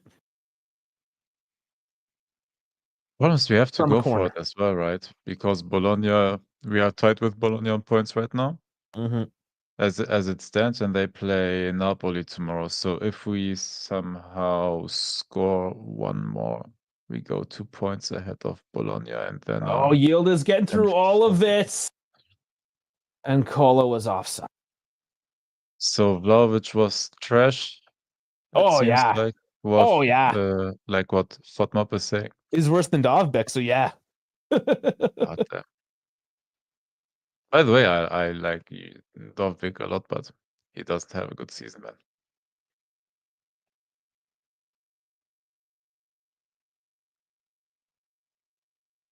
Yeah, it got to the point where we started yelling at Vlahovic to get off. Dovbik is still at 11 goals, though. Yeah, he still has better numbers than Vlahovic. Which is not great, but Coop but can the pull goal fish scoring. fish out of the river with his bare hands. Mysterious strength. Okay, well, let's see it. You know, I know that he's got it. I want to see it. Oh, come on, the passing, guys. Too late in the game to just pass around like that, my lord. But the goal scoring is really spread out, like to everybody. Dovbik 11, Salamaker 6, Dybala 6, Sule 3, Sharawi 3, Angelino 2, Cristante 2, Shomorodov 2, Manu Kone 2, Pisili 2, like almost Pellegrini 2, Mancini 1, Baldanzi 1, Paredes 1. Like almost everybody scores for them or scored for them. And that's not bad. That's how Roma has gotten to where they are. That's how we survived last season, man. That's how Juve had done it for a long time. Yep. Kenny Cambiasso is there. Oh, take the shot, man. Take the shot. What are you trying there? Just take it. Oh, offside. Offside. That's probably why he's. Yeah, by a lot. No, but the defender touched it. Is that, I don't know. Is it still offside in that situation where the defender headed it away? Like he was standing in offside position, but the ball never arrived there. I'm not sure. I don't understand offside rules these days. I think it's. Oh, that is a good question. I don't know what the book says, but I can see it. Yeah, that would make sense. The passing again, boys. I'm gonna start yelling at things. By the way, have you seen who is in attendance for this game? You know who? I may have a clue who our next coach will be. Who's there? You wanna take a guess or Conte? no? Mancini? Ranieri? No. Not Ranieri. He's the Erik ten Hag, motherfuckers. That's right, Ten Hag. I did know that. No, he's not going to be our next coach. Erik ten Hag is watch or the next Roma coach. God damn.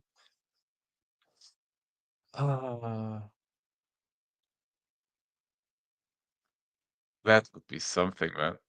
Yeah. Ten Hag finally in the country with the nice weather. Yeah. maybe he'd be like, "Yeah, yeah, I do like this better than the Premier League. Fuck that place."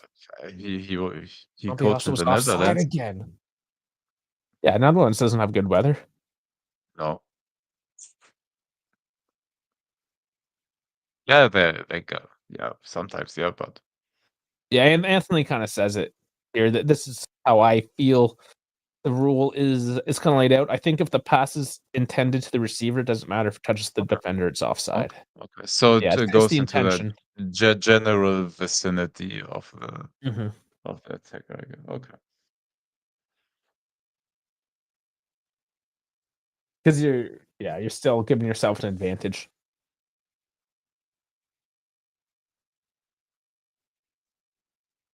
Oh man, this is terrible at its finest.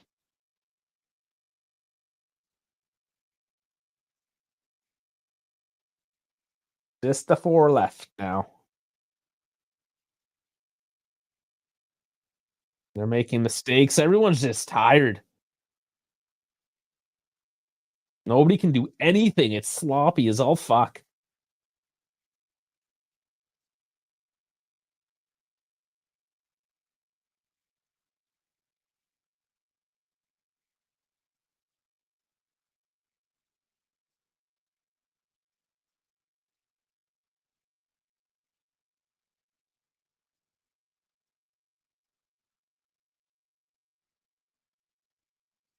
Players of the match: Muradov, Spilar, Kalulu, Locatelli. Hmm. Those are actually good names. I don't know. It wouldn't be Kalulu. Oh, a nice pass. Yield is tripped off edge of the box. And no foul.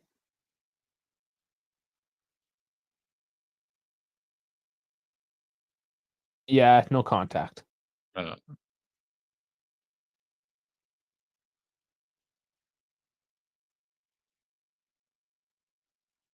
let's see how people will gaze that he was intense there and said, that's a foul. So now they're talking about that Yield should have got the yellow card because he went down. But he just jumped the tackle and didn't land it and got up and didn't complain or anything. So would you I call don't that a know. yellow card? No, there are dives and there's Yeah, that something wasn't a like dive. That was just trying to I not get don't your know. ankles taken out.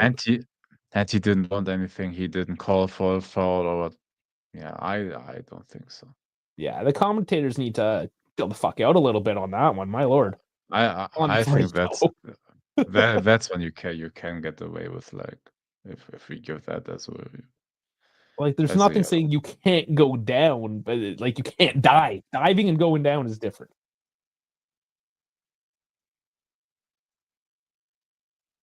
Yeah, no, it wasn't. It wasn't anything.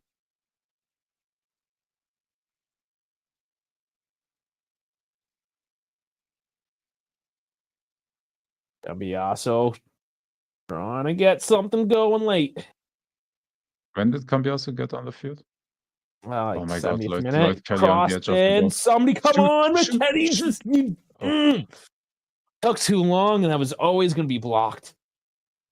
Saw it too as the milliseconds ticked by and the defense got in position.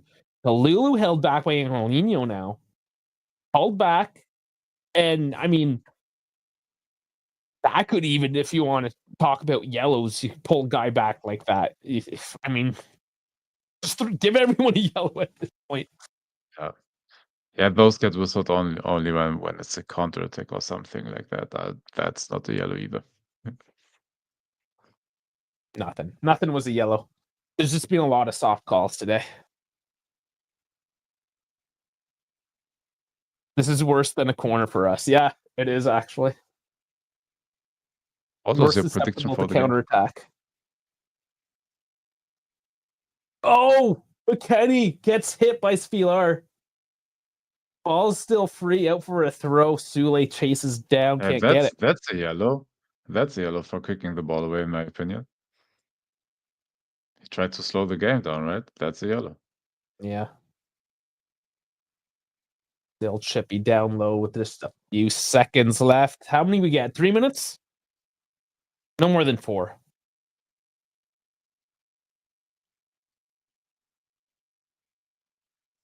Yeah, that was yeah, it is 3 minutes.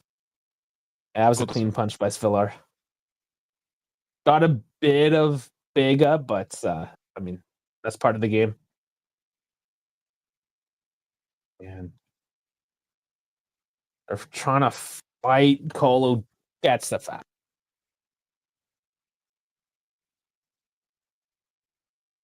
I am gonna rock the biggest piss as soon as this match is over, by the way. Like, I am turning my camera off and running to the washroom. Oh, you were rolling right into I don't even know what to talk about. I didn't watch the game. Just waffle for a little bit on the stats. Get your FOT mob ready. So so you don't have to just look at a static screen. I have it ready. I have it ready just in case. Yeah, because this one's coming hard and fast now. Ah, the touch not quite there. They're trying crossing, and inshallah again. It worked earlier.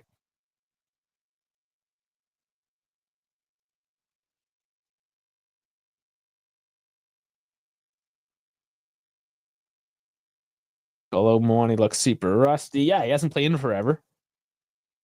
That's certainly a factor. Yeah, we don't really have the attacking outlet at all. Polo not showing up. Vlahovic is deshawning. It's just no options. Milik is going to Milik. Milkman has ceased deliveries. You know what my problem with Colomiani is? Now, in retrospect, I was right with my scouting, I guess, that he gets figured out very quickly and his movements. Like we got the initial burst, but goddamn, after 2 games or 3 games, sorry. The subs were absolutely criminal. Not the Cambiasso one. There was only 4 subs again. It's still, yeah. I mean, we can talk about that. The milkman has expired. He's got like a whole warehouse of expired milk. And it seems to be a pattern still with the subs, right? With only not using all of them. What was even on the bench today for us? I didn't look into anything, man. Cambiasso cuts in. Come on, Cambiasso. Come on, Kalulu. Oop. Final seconds. Crossing wide. On the bench. Yield is. Kelly scoops in. Up in the air now.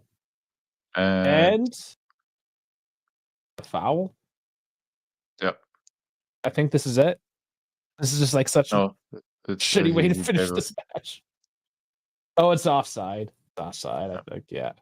It's fucking over, just like that. Okay. Just like that. Okay. Gonna pee. All right, everybody. Now I'm here. Oh, he took me down. Yeah, guys.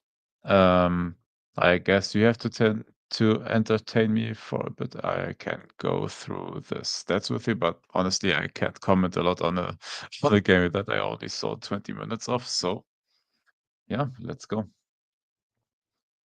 Let me get that right there. And there are the FODMAP stats, guys. So we once again were close to 60% ball possession, because my guess is, you can correct me if I'm wrong, but from the stats I'm reading, Roma was the team that was sitting a bit deeper, right? Trying to absorb pressure, waiting for counterattacks. Now I don't know how the goals happened, of course. But yeah, they had 41% ball possession. We had 59 and didn't create a lot again, like under 1 xG with almost 60% ball possession. Honestly, not good in my opinion. I don't know if we like 2 big chances, 2 missed big chances. Now, I don't know if they were clear-cut. Maybe you guys can tell me. I have to watch everything.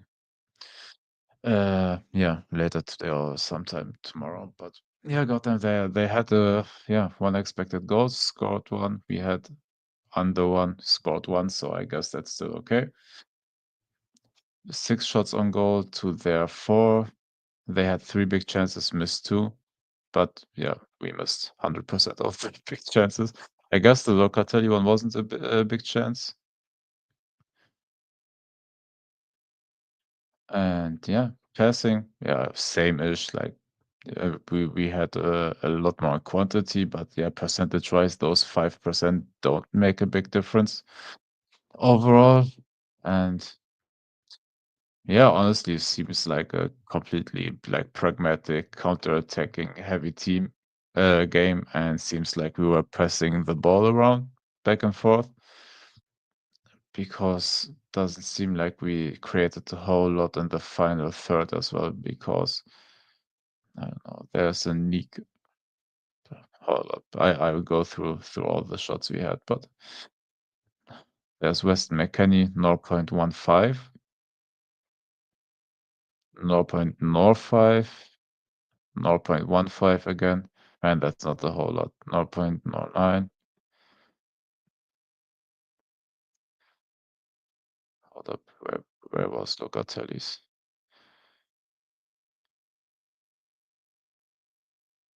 So yeah, Locatelli's goal was 0.03 xg. So I guess it was a goddamn screamer, because I only saw in the comments how it was a nice goal, but I guess I have to watch that later. But man, overall, it seems like a boring game. But yeah, honestly, not a whole lot of entertainment, it seems like. But man, I still hope you had a nice evening there with Dave. But let us go through the comments now. Anthony is saying, well, not a bad result for us considering our schedule. But Roma weren't good today, and we gave up a soft-ass goal. Disappointing, but not catastrophic. No, it tires not catastrophic for any of us. Not for us, not for them. Like Dave said earlier, I think they needed the win a bit more desperate than we do, because their schedule is bad, man. The remaining schedule is bad. They have, like you said earlier, next week Lazio, the week after that Verona, the week after that Inter. Verona is the only game they have an off game. Like Inter, Fiorentina, Atalanta, Milan, and then last game versus Torino. I mean, that's a harsh schedule. But yeah, they needed a bit more, but point is not yes, not bad for any of us, right? And yes, I got my gray hair out today, man. I'm getting old. No, Yo, but man. my hair started going gray with 14, 15. I saw the first ones. So Oh I boy. started early, man. Oh Oh yeah, it boy. started early for me. But at least I have a lot of it, right? So at least volume is Yes. good. Yes. It's better to have a lot of gray hair than no hair. Yeah. I take it. Kalulu was so good. He had a couple moments though. I'm not gonna lie. There was a lot of good to Kalulu today. There were some moments. Did you go over Yeah, the player ratings yet? no, not the player rankings. I went through all the other stats. I Okay, let's forgot take the a quick player look then. rankings, honestly. And the other stats didn't tell me a lot, honestly. So that that's a problem. That's why I went through them so quickly. The first half more so. The stats, yeah, told the story, supplemented the story from what we saw. The second half,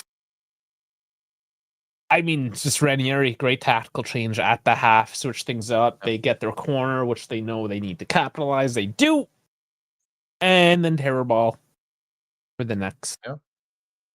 for the rest of the game. Oh man, but Locatelli, man. That's what we did for a long time, man. Like sitting deep, waiting for No, I'm just counter-attack, surprised. I'm just surprised that it capitalizing on happened. corners. Oh yeah. Because like we were saying, right? Like Roma need to get the 3 points. The 1 point, unless they're happy with Europa League again or something, but it keeps them afloat though. Honestly, if they get to the Europa League after the start of their season, they turned it somehow into a success, man. Like for the first like 2 months, they were still fighting the relegation. So honestly, not too bad for them with how they turned it around. Yeah, Anthony's saying we play Lecce at the Allianz next, while Atalanta hosts Bologna and Lazio hosts Roma. That's our chance to break through. Yeah, we need to show the fuck up though, right? That's the thing. It's Lecce. We just need to show up, win. I don't care if it's 1-0, 5-0. We just need to win, and that's it. And let the rest of those guys just fight it out and hope we just kind of cruise. So yeah, I mean, 5th place. We're tied with Bologna. They play Napoli tomorrow. Nothing's obviously guaranteed there. Inter only getting the 1 point this weekend.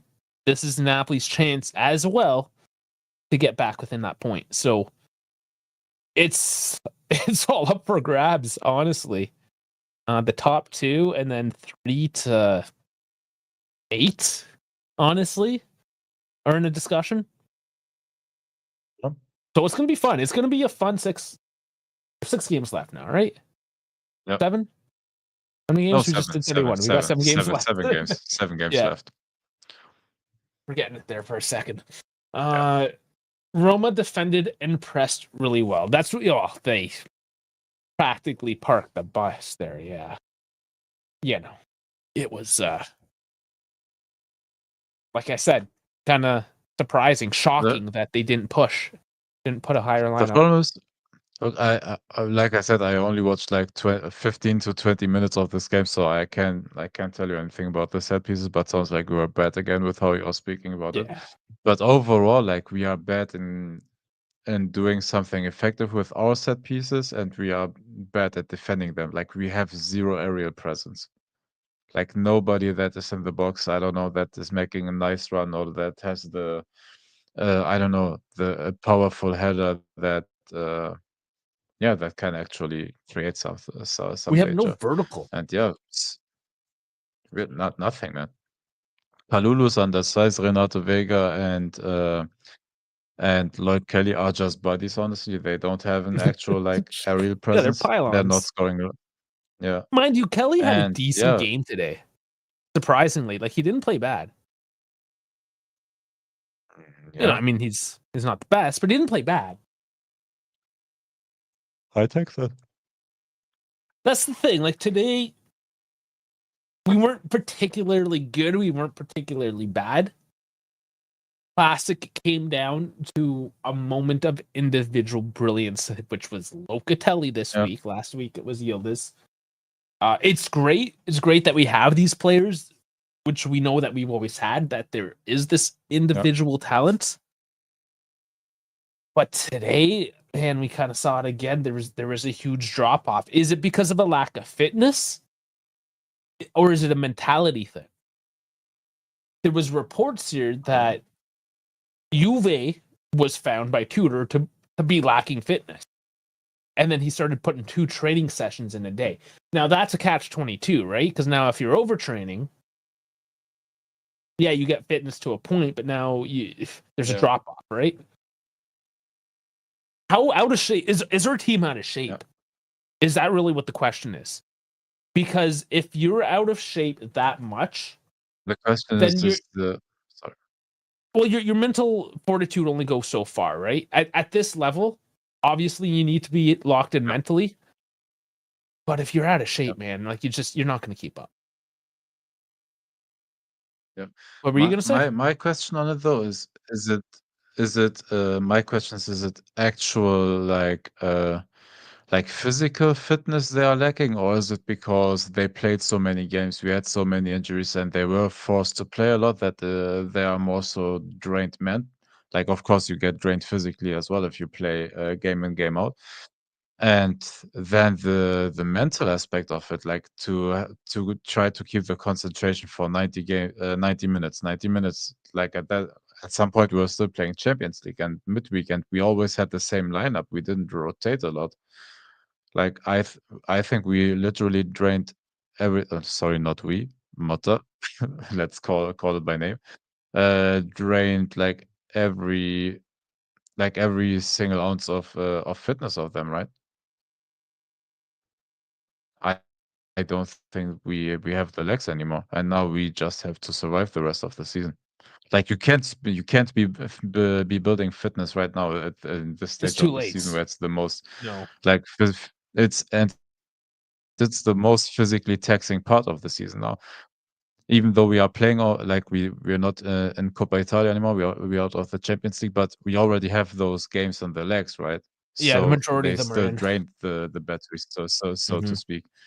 And it will continue to drain on the player's fitness. So honestly, I'm fearing that it will get even worse game by game. So we're more and more dependent on cheese goals if we don't have the energy to do the runs and the tactic that Tudor is demanding from the team. You know, we kind of said this. This was the thing Yeah. with Tudor. We warned about this. Yeah. I don't want this to already be a thing, right? That we're worried that our legs are already falling out from underneath us because he's demanding us to run. And you see guys almost to a detriment, like Nico No, Gonzalez the last couple that's games. yeah. Like he's Yeah. running, Yeah. but he's not doing anything. He's just running. Yeah. Yeah.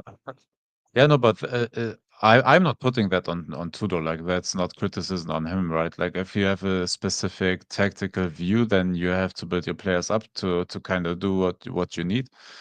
But it's hard building that right now. And if he's not able to build that certain fitness level, which I don't think he will, like that's why I think like he's a caretaker until this season, and I hope we will just stay like around where we are, right? Like I'm not demanding that we all of a sudden catch up again to the top teams. Like that would be delusional. But yeah, like getting that last single percent out of them, that's what I want him for, and that's still what I think he can do until the end of the season. That's why I think, or as well, that the contract he got is good until the end of the season with an option for a season more. Like it will not cost you anything if you let him go at the end of the season. It's like it's not a long-term marriage. No. And So something. even if he gets another season, then he has the off season to build something or to build the players' fitness levels up again. So this came from Gazzetta today. Just a bit more on his contract. So Tudor's contract runs until June 30th of 25, with an automatic renewal in the event of qualification to the Champions League next season. However, there is a clause. There is a clause in his contract that allows this to be canceled by July 30th for a small penalty. So it's, I don't know what that small penalty is. It can't be much, right? When you're talking about he's valued at 500,000 for the 4 months, like what's the penalty for that? It can't be that bad, right? So it gives us options. Like, is this till July 30th as well? Hold up. When did we sign him? Mid-March? Yeah, mid-end March. Can't remember the exact date. But Mid March, so that's 2.5 months until the end of the season, and that's 500K for the season, right? For the 2.5 months. you're trying to extrapolate the cost? Yeah. Because I think that's an inflated Kinda. cost for like the 4 months total that he's Yeah. signed up for, right? Like that's an inflated like emergency fund. I don't think you would extrapolate that. Yeah, it can be. But I don't know, around at Couple the mil. most 750. Yeah, a mil, something around a mil, I think. Well, they paid Mata 3.5. You know, Yeah. is Tudor just gonna be like, yeah, I'll take 3/4 mil?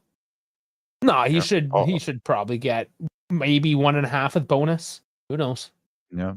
But you're gonna have to still pay him. It's still Juve, right? But if they found a settlement, then it should be beneficial to both. That's why I think like honestly, maximum a million. That's maybe, but that's speculating, man. I'm not Let's the get there. financial. I'm not Let's the get there financial first. expert. Yeah. Like, Look, I'm not saying $2. We're not saying like kick him out and everything like because we tied the game. That's not it. Like that would be done. It's just thinking long term, right? mm-hmm. And we But for know he 7 will not matches, be. right? That's We like kn- that's still... we know he will not be here long term. That's just yeah. And that brings an interesting question. Maybe he does figure out Juve. What if he is the coach for Juve long term? That's not a bad thing either. We're not expecting it to be, but what if it actually works out? That would be the ideal situation. That's the best case, right? Yeah. Like we should be talking about, like we should be hoping that Tudor just absolutely kills it, because we're gonna get a very club friendly coach. We hope. Yeah. Like not costing a lot, and obviously it kind of like a Conte light, if you will. Yeah. Without having to get Conte, without having to deal with his toxicity. Yeah. So that's what I'm hoping. That would be the best case scenario for me, is that he just cooks. Of course. Yeah. No, of course. We want everybody to perform, right? Like we wouldn't mind Vlahovic scoring all of a sudden like 20 goals. Like it's not like we want everybody to perform good for the better of the team. Preferably Mata would have cooked. Preferably Max would have cooked. Preferably Max would have got $300 million to spend, and he would have cooked. We don't know. We just want the team to do well. That's it. Yeah, always. That's the most important, man. All right. Speaking of Mata, we could talk about this. What he said in his interview. Yeah, I guess so. Because if we wait till Thursday, it's kind of too late, isn't it? Yeah, I think. Yeah, it's old news by then. It's maybe even old news right now. So let's get it away, right? Let's just get it over with. Oh man, so he said a lot of things. I'm just trying to like surmise. I'll summarize here and the chat fill in as we go along, right? Because I don't want to. I didn't get enough time. Yeah, not enough what else time. did Too he many say? injuries. That things were okay with Danilo and the club in general, and the team was never really against me. He's like, oh, I do regret I should have made changes the past 2 matches. It's like, no shit, you lost 4-0 and 3-0. Yeah, if you say otherwise, you're an idiot. The fact that you said your relationship with Danilo was good, you're an idiot, because clearly it wasn't. Like it's a bit much. Yeah, you're clear. He's clearly lying. Yeah. He wants to save face, right? Like this is not about save face by shutting the fuck off and walking away, and that's it. And just prove yourself in another project. That's how you save face. Take it on the chin, right? And he didn't. Anthony's saying, I'm a fan of Tudor. I want him to stay, and I really believe in him. The situation he has been placed in isn't ideal, and it's not conducive to long-term state, but I hope he can achieve that. Yeah, just going back to Tudor. Sorry, but back to Mata quickly. Sorry. Yeah. No, honestly, that's delusional, right? Like I think delusion is the right word. Like you got how many months did he have? He started it's about 9 months. He started in June. That's 6, 9.5 months. And that's a pregnancy right there, man. That's you couldn't birth anything in 9.5 months. Hey, ask a woman. That's a long time, man. No, and he wasn't able to build anything tactically. He wasn't able to build like any chemistry. Yes, there were a lot of injuries, but everybody has got them injuries, man. Yeah, and everyone to lose in Coppa Italia, to lose in the Champions League in a couple of the games like we did, in the fashion that we lost, and with zero chemistry, the team not having like any hunger, not showing any grit on the field, like that's on the coach. Yes, of course, like players' mentality is a big part of that, but for him to not get the players into the mental state of playing for the club, that's on the coach. Like in addition to being a tactical genius, you have to be a man manager.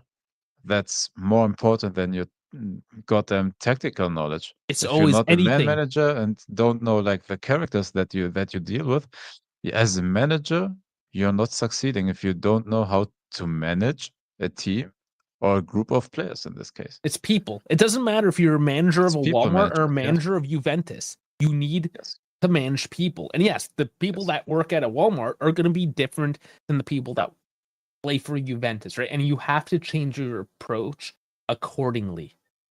And I'm fed up with leaders, so-called leaders in this world that go on as like, oh well, this person isn't working for me. So you, Yep. as the manager, the boss, the leader, whatever you Yep. want to call yourself, it's your job to make that person work for you because you're the boss. Yep. So the fact that you're here going on about how things didn't work out, well, that was your job, is to make them work. Yep. That was literally your job, and you didn't do it. So Yep. again, all I'm seeing is excuses. Yep. And that's all I ever heard Yep. was excuses. And Yep. I think that this man's ego is just too propped up for him to realize that he needs to shut his fucking mouth. The problem is we thought that he somehow gets humbled, right? Because the first comments were, yes, thank you, sir, for the time that we had, and it was wonderful, blah blah blah blah blah. And now you read these comments, and if you want to, we can read them out because honestly, it's inexcusable what he's saying there. Yeah, so this is IFTV, so they sum up the big points. It is a large article, so I do suggest to look it up if you're interested.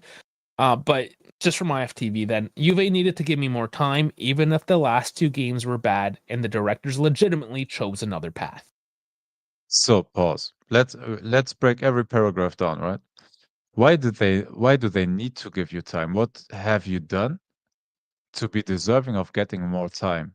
It's because it's his project, right? You needed 3 years, and he does explain this. This is why you should read the whole thing, because there is a bit more nuance. Yeah, but fuck no, him if like, you're not able to build any chemistry in 9 months in a team that you exclusively bought players for, that's on you. And if you don't build anything in 9 months, no tactical, I don't know, no tactical philosophy to speak of. Oh, 2-7-2 and and building up from the back and lots of I don't know.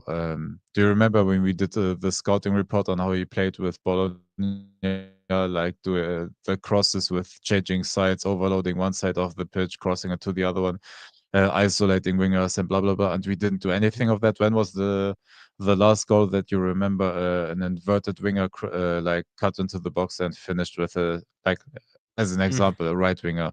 I know what Conceição happened cut in when the last time from the was. right side. It happened versus Leipzig. Yeah.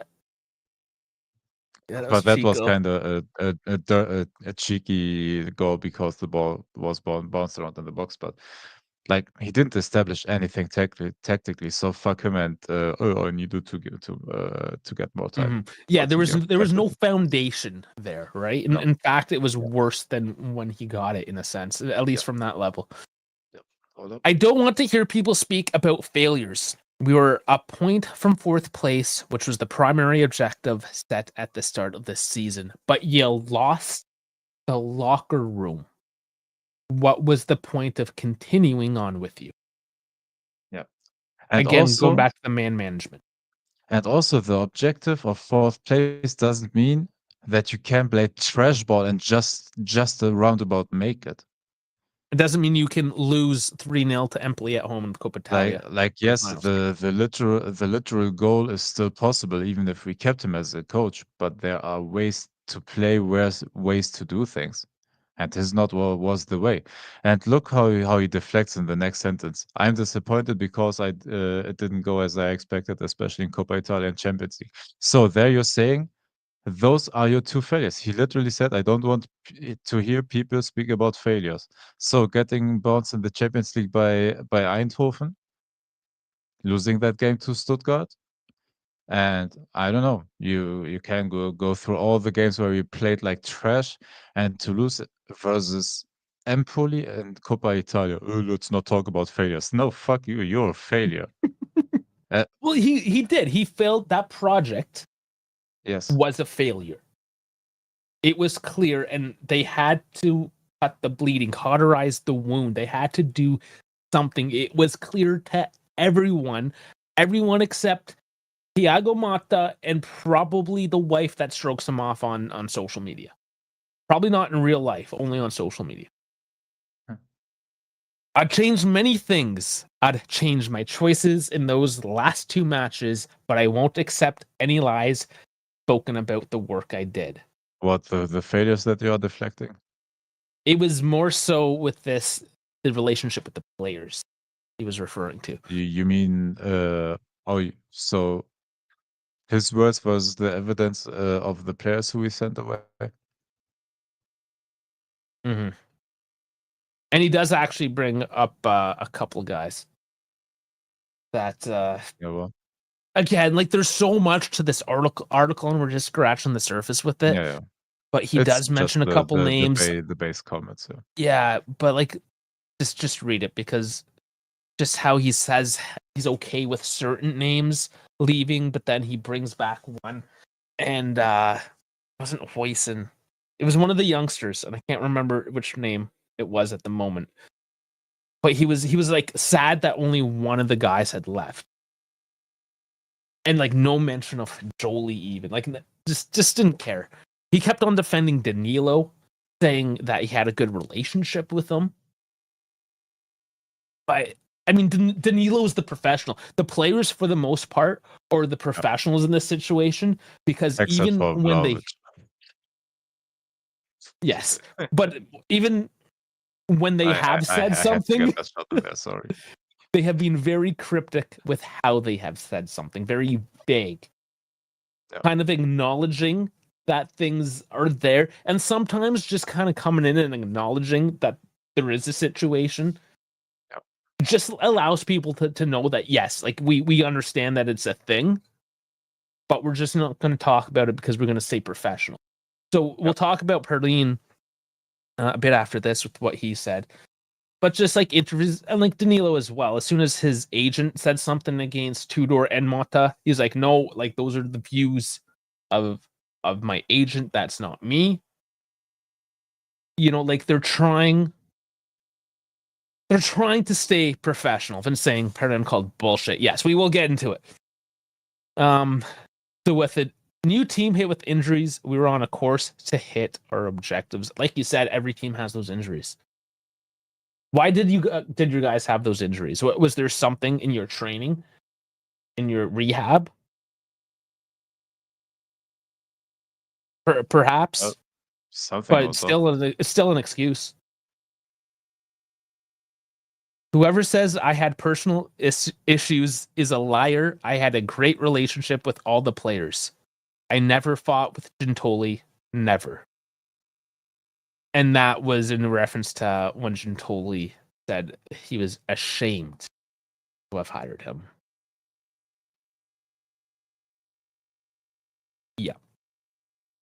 Yep. And BZ was ripping on Perlin. Okay. Oh, and right at the end, just like I never said, Yildiz wasn't messy. Well, so I mean, maybe he is telling the truth. And kick Yildiz in the ball, kick Yildiz into the boards as well while walking up. Yeah, but like, even if these are part truths, why are any of these types of things coming out, right? You don't hear this. Like, you didn't hear these kinds of things with Max. Yeah. You did hear these kinds of things with Sarri. You didn't really hear them with Pirlo because, well, it wasn't his man management that sucked. It was just his tactical management that sucked. Things like this come out for a reason. And even if these are fallacies, why have they come out? Ask yourself that, you know? Because I can't give you the answer for sure. I don't know. I'm speculating like the rest of you. Just seems kind of fishy, right? That these guys, with how professional they have been off the pitch, at the very least, talking about their game time performance is another thing, but the way they behaved off the pitch throughout all of this, through all the bullshit with the Max and the financial crap and the legal crap and the super, all of that, like at what point, other than maybe your Chiesas and Vlahovic's, have any of these guys gone out and started crying about it? No one. Yeah. So that's why I have troubles believing this, and I'm calling bullshit. And we had a coach they were fighting for still, right? Like at that point, because he was fighting for them. Like he never threw anybody under the bus. And now you read these comments, and he's basically bitch slapping everybody. So that's telling me honestly, he's sorry, but he's not a man manager. He can't deal with characters. And do you remember how everybody said, "Oh, but he played with PSG. He played with a lot of stars. He was there. He played with Inter with a lot of stars and blah blah blah. So he knows how to handle stars." No, evidently he doesn't. Not saying that we have a lot of stars in the team, but it's still professionals, right? And he couldn't handle the egos. And players have egos. Like it's we don't have to belittle that as well. And our players have big egos, unfortunately, but it is what it is. Like you have to deal with that. It's not like the egos. Like of course we hate how Vlahovic plays, for example, right? But he's not the only player like in world football that is doing that. You can go through a whole damn Serie A, and every team has a cringe player, man. Like it's just what it is. Like you have to deal with that, and he wasn't. And no, he wasn't. Because by the way, are you always spelling it out like Soutenez-vous, or are you actually like reading it as Juventus, Dave? How are you doing it when he comments? Oh, I call him BJ. Backwards Juventus. Oh, that's it? Okay. Yeah, so he's BJ. Yeah. Okay. Let's keep it then that way. Okay. Oh no, that was established. Want... You weren't there for that episode, but that was established a while ago. Okay. Yeah. Okay. No, because I want to go towards that comment, and yes, PSG has done an incredible overhaul of their team. Like they sent the big players and big egos away, but they basically have infinite money. Like they can afford to do that. They can afford to lose a Kylian Mbappé like for free and then spend a lot of money. Let's have us a bit of fun and go through their transfers.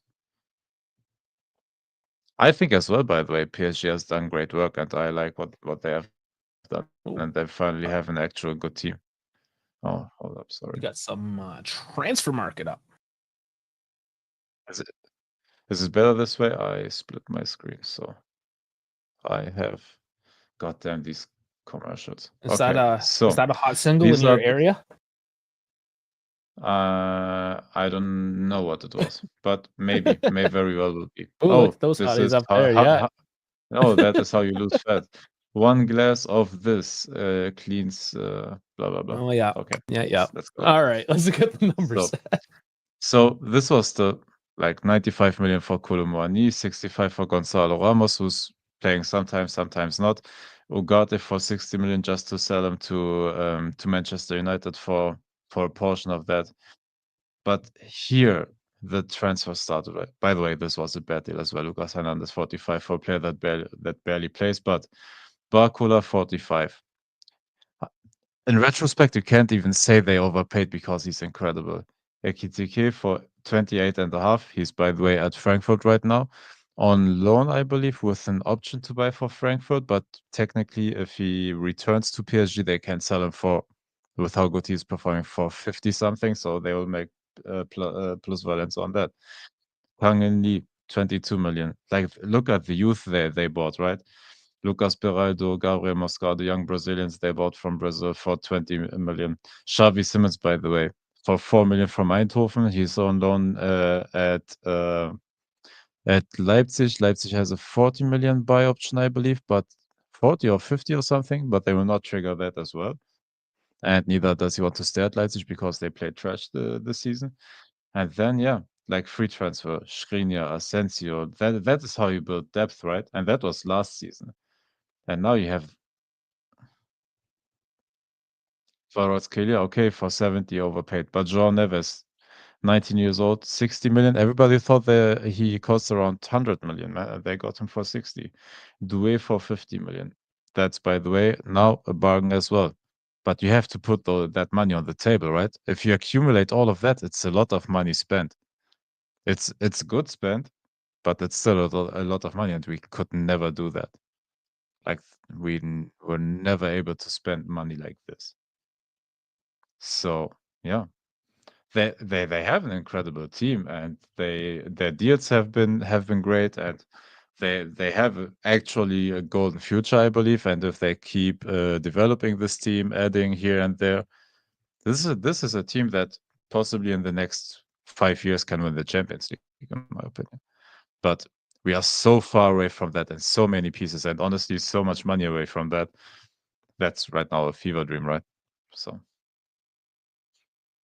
Sorry, Right. that was my scouting report on PSG. I do want to touch on Mattia Pranin and what he said in response to the Motta comment, the interview, as we sidetrack a little bit. I forgot that was part of it. Sorry. Does it in Latin, of all things, as well? He does have the Italian translation there. Fabral es sue quisque fortunae. I don't know. I don't speak Latin at all. So it's each is the craftsman of his own fortune. So cryptic. Can't well, he hashtagged. There's the hashtag Thiago Motta. So I mean, there is that. there is that direction. I believe, by the way, I had a little bit of Latin, so goddamn, I will embarrass myself now, but I think it's Faber est sui quisque fortunae. It sounds better than what I said. I don't think I was too far off. I just said it like a Yankee. But please don't trash me if that's wrong. And then I can try it in Italian, but I'll get made fun of for that as well. So, you know. Be just saying, even if we somehow do we get money, we just get flops. Poop Dougie Deason. And then there's because we go for the big games. No, we're going for the big names. PSG spent 40 or 50 million on young players that have promise and a higher ceiling, and we bought players in the midst of their prime for 50 million that we know what the ceiling is, and we put them in a system with a coach that we don't know what his philosophy is. So I don't know. Maybe if we had a coach that could develop the talent, those 40 or 50 would be well spent on like younger players. But we will never. Yeah, we can't travel back in time to see the what would have happened if we spent, for example, 50 million on Desiree Doué, like on those players. Oh man, for example, dude, I have Doué on my FIFA team. Yeah, 60 million on João Neves. Compare that to what we spent for Cope Miners. Tell me, João Neves wouldn't be a There's way so better many deal, right? For 6, like if you go through that. No, but so many things we could have done. It's just the amount of deals that PSG did. We couldn't have done that. We could have maybe spent that money on 2 players, which we effectively did on Douglas Luiz and Cope Miners, but they paid those 40, 50 million on 10 players almost, So that's Listen, that's the difference. We're gonna get Sandro Tonali with Dougie Luiz. News is getting hot. The rumors, it's happening. I'm getting on the bandwagon, on the hype train. Are you ready for the hype train? Are you guys ready for the hype train?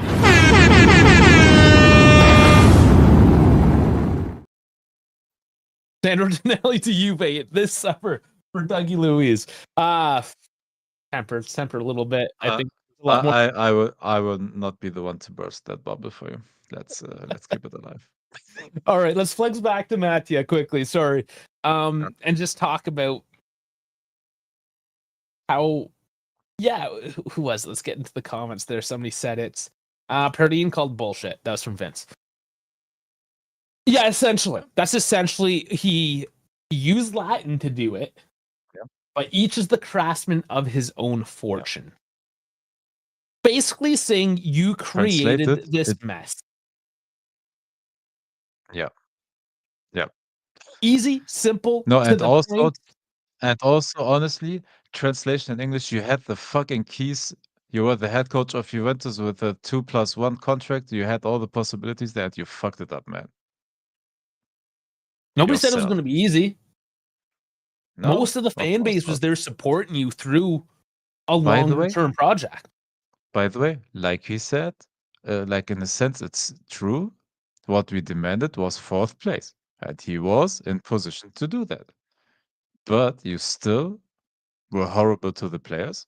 You were tactically bad. You couldn't manage egos or players, and Couldn't it manage his seems own like ego. they're and yeah, like how do you want to manage other egos if you can't manage your own? And yeah, that's where Perrin called bullshit, man. Like he created this mess, It's and that's that on him. old Top Gun quote. You remember this Top Gun quote, right? In the locker room, in the showers, just after the fly past, the opening scenes. Now I embarrass myself. I haven't watched Top Gun.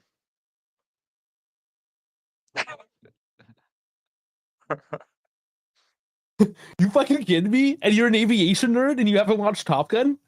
I haven't watched Top Gun. My fucking Sorry. lord. I have. Have you watched the new one? No. My god, get off the stream right now and watch both. No, I didn't. I wanted to watch the second one, but I didn't watch the second one because I haven't watched the first one yet. Like they're on my bucket list, and I have them all saved Oh on my Netflix God. to watch them You need to do it later. now. Do it now. Right Honestly. now, man. Do it fucking now. I also have to catch up on. I don't know. Can anybody tell me if The Accountant with Ben Affleck was any good? Yeah, that's good. Watch Because that one. Yeah. yeah, But because after the Top Gun. Accountant. Okay, because The Accountant 2 will be in cinemas in Germany in the next couple of months, so I have to watch The Accountant one as well. And goddamn, yesterday I watched Eden, the movie with Sydney Sweeney, Ana de Armas, and Vanessa Kirby. Goddamn, The fuck is Dash doing? I reckon. Giving us eyes? He's gonna look at us? I I don't don't know know what he's doing. if that is because I didn't watch Top Gun or Oh, oh and this is from Dash, the guy he's that avoided hasn't at watched me. anything newer than like 1998. And he calls me a boomer anytime I bring up anything from the 80s or 90s. Dash is trashing on you, Dave. Like, this is big. Yeah, that's bad. That's bad. Yeah.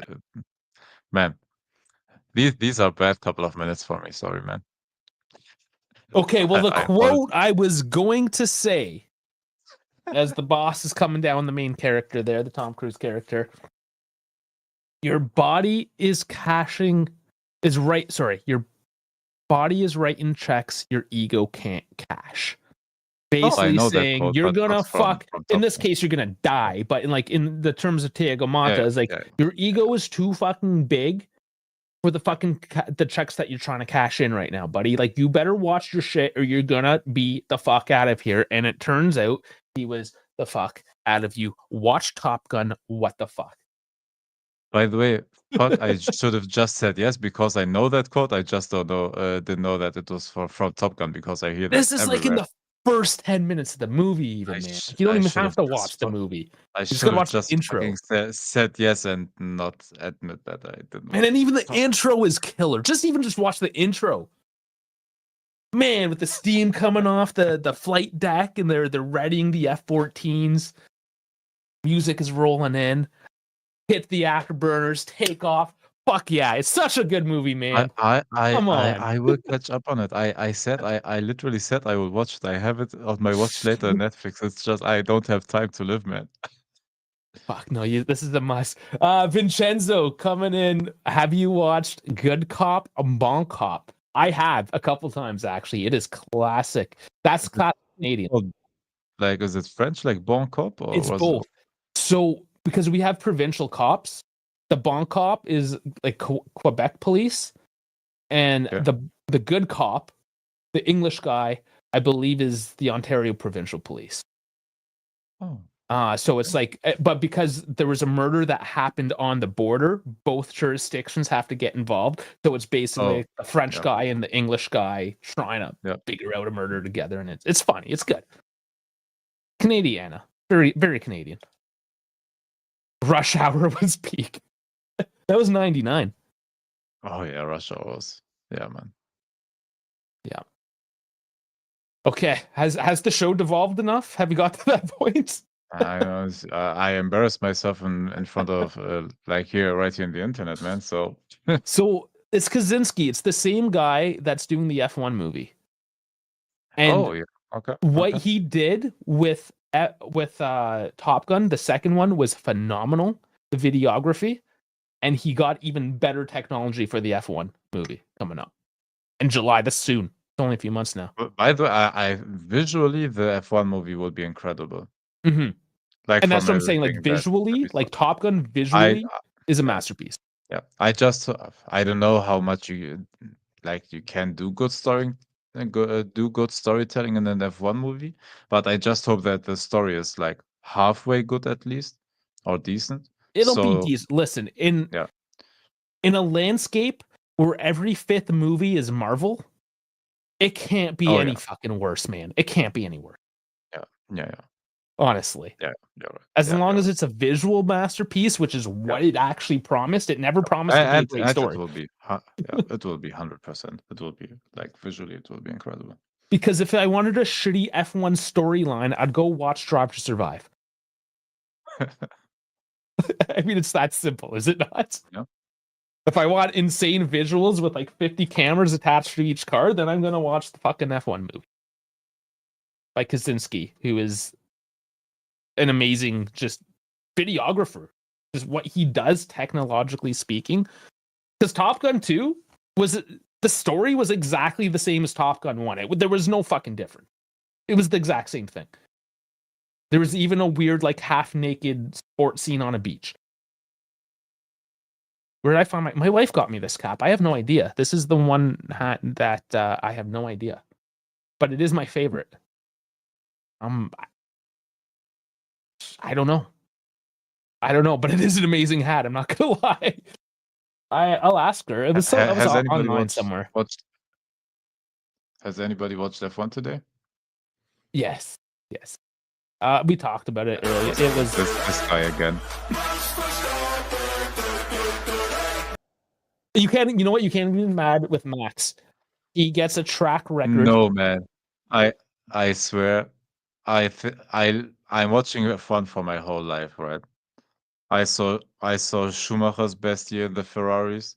I saw Sebastian Vettel's dominance. I saw the Hamilton dominance. I saw the years that Verstappen had right now, the last 4 years. Mhm.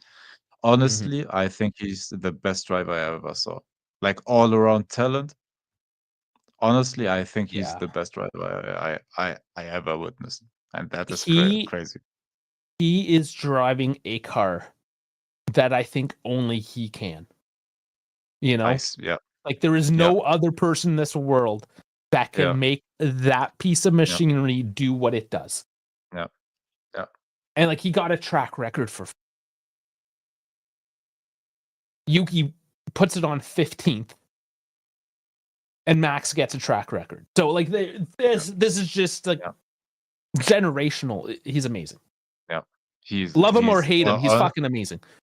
yeah. Honestly, he's like qualifying race pace. Like his lap times are always like within a tenth. Like the team wants him to do a certain lap time to save the tires, to save machinery, to cool down brakes and whatever. He's doing everything. He's great in the Mhm. rain. But I swear, I don't know if I go overboard with it, but I think he's the best driver I have ever seen in Formula One. He's definitely up in that conversation now. And there's always going to be like, no, he's the best, right? Like, is it Michael Yeah. Jordan or No, but LeBron's? It's Michael but Jordan, honestly, everyone. I'm a Lewis Hamilton fan. Like all my life, I grew up like the years I started watching F1 because I hated Fernando Alonso. That young driver came into the McLaren, and I identified with that, right? Because I was kind of young. He was the rookie that season, and I had a great run with Hamilton, man. And honestly, I think I thought before Max developed into what he was, that Hamilton is the best driver I ever saw because like he did everything that he wanted and he drove fair, right? Like Schumacher was a maniac, and then yeah, as a German, I hate Michael Schumacher because he's just a bad person, a bad driver, and everything. Like shoving people off track, crashing into cars just to secure championships and all of that fun stuff. And that's why for me, Hamilton was always that bit in front of Schumacher. But goddamn, I hate to admit it, but like Max Verstappen is legitimately the best driver I ever saw. Like that's what. And he would break every single Hamilton record, every single Schumacher record, and all of that. So I like how Dash is starting to log in here now. Maybe we'll just get him to do the outro for us. No, yeah, perfect. I can just do it. Spend 2 minutes on it. I mean, there's nothing really to cover. I mean, what else was new? We suck, and Doosan's an absolute joke. And if Tudor ever plays Doosan again, he should probably get shipped out of here. who wouldn't play? Wow, Who's that's a better? little harsh. Is it like who No, else is he gonna play? Colo wasn't great. I'd rather watch Colo than Who's better? Doosan. Dash? You just came to hate. Both are trash, man. No, but that coach was like, "Well, he's the best striker in Serie A." That was an old quote. That was not recent. And it's still recent in my eyes. The fact that he launched him both games tells me all I need to know. At least he had the balls to sub him out in the 68th minute. I just don't see what your other options are. Colo clearly. He did something. Yeah, I don't know. I can't agree with you. You're just here to hate. I can't. Something happened at work today? I agree with Dave, man. I agree with Dave. No, it's just that I can't stand him. I'm sorry. Like I can't. Like I was watching him do absolutely nothing but whine. He was like a 5.7 on FODMAP. Does that make you feel better? No. I kind of want to go up from behind and just boot him in the ass with my boot. So Dash is in a bad mood. You were in such a good mood on Thursday night. Yeah, but we drew a game that we shouldn't have drew. They shouldn't have drew. And you are more angry than when we lost to Empoli. Yeah, you're so angry. Here, I got a joke here. Remember this from the Olympics? Yeah, I bet you could put those spectacles on Doosan and he'll still miss. This is an F1 joke, Dash. Shut up. Left side, McLaren. Right side, Max Verstappen. Here's one. Left side, Doosan. Right side, Marcus Thuram. Boy. Oh, you guys should have seen it. Marcus Thuram shanked the ball and it still went in. We're just trying to get you not to be so angry. Oh, I'm fine. I'm okay. I'm just gonna start scrolling. Team scrolling. We have to drink a tea, man. Calm down. No, hey, but you know what's funny though, because like I was hoping I could hop in right when you guys were talking about Moto's interview. Was BZ, like Ali was like, "Oh, it's the player's fault. It's not that Moto's a terrible manager." I'm like, Ali, are you just being contradicting just to be contradicting at this point? He has zero personality as well, zero like interpersonal skill. So what would he know about anything of the topic? Because he was just like, well, he did it with Bologna. I don't know. I don't even know who he is. I don't even know who he is because I don't watch that shit. So, because like I saw the tweets and I was like scrolling a little bit, and he's like, well, he did it with Bologna. Why can't he do it with Juve? And it's like, dude, why do you just like look for some of the smallest things to make a stupid argument out of? Like, he's clickbait. Like I'm like, and it was just on X, and I'm just like sitting here, and it's like all the players are literally saying that they don't like this guy, and then his counter argument to that is like, you mean players that haven't accomplished anything? I'm like, yeah, guess what? You hired a coach that didn't accomplish anything either. So it's it's either Dusty or that. Yeah, Dash literally just joined and immediately just started bitching about Doosan, and we tried to sidetrack him, and it didn't work. So bad timing there, Fino Alafina. Like these, like I don't know, like for example, some of these like counter arguments for Mota are like, well, he did it at Bologna, and it's like, huh? Do you not realize the difference of expectation between Bologna and Juve? Like if you're at Bologna, they're kind of like, because we kind of became Dash. The problem is on performances and on results, we have become the same. As What Bologna? are the expectations? We don't know what the I'm baffled by that argument because I'm like, you're sitting here telling me that this guy can't get a better roster in a better situation, or his ex team is doing better than his current team. Mm-hmm. Yeah, no, it's just excuses. That's all How it is, right? how He's are full of you shit. how are you able to sit there and say, "Oh, players that haven't accomplished anything"? Bro, you're a manager. Your job is to make them accomplish something. That's what his job was. Like, yeah, no shit, we've got players that haven't done jack shit, but it was supposed to be your job because you are a decorated player to pull them in together, but he didn't do that. So this is Buffon coming on. So many captains this year at Juve. This is hitting the Mata counterpoints, right? Because he had a lot of captains.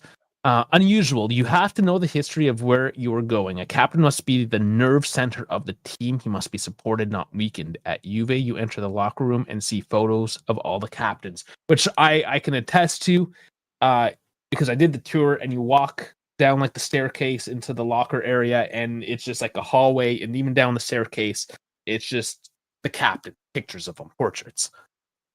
And now we had I don't see a 9 of them. problem. I don't see a problem. We have six pictures of captains right now for this season, so that's good, 9. right? We had up to no, I think it was 9. Oh, 9 captains. So hey, that's Yeah. good. So I mean, we have whole hallway Nine right there. pictures more. Yeah. And this post game from DAZN as well from Buffon. Seeing tonight, it seems to me that the guys who take the field have something more to say, that is to share. Kind of weird quote. Seems to me that they have a bond on the field that takes them all in the same direction. Before I saw them a little more in difficulty on the field, I didn't see thinking in the same way. It seemed to me that everyone gave their own interpretation to things, and this made them feel more united. So it kind of sounds like that Tudor's giving just more freedom to express their own individual style of football. Honestly, like, Yeah, well, this that's what you, by the way, do as a good coach. You give the players freedom to use their qualities to the benefit of the team. You can't put like we have a couple of players that are individually great, right? It's not like all of them are just shit. But Motta put them on such a short leash for the time he was there that they couldn't develop and use their qualities. And that's bad man management again. Mm-hmm. All goes back to the same thing. Yeah. Oh wow, this is a take, man. I think the hipsters came back. We got a draw, and the hipsters are back. Everyone, it's real. So from the Swagger 2, McKennie shouldn't be starting for Juve if they want to compete for trophies.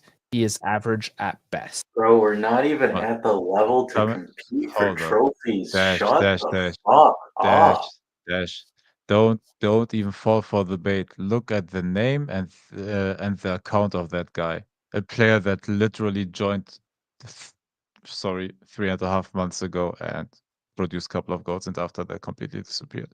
That's the level of glazing we get, and that's the fans we are Why getting does that glazing Primo from. So like every account I scroll over, it says followed by Primo Calcio. Like, fuck Primo, you're on fucking everything.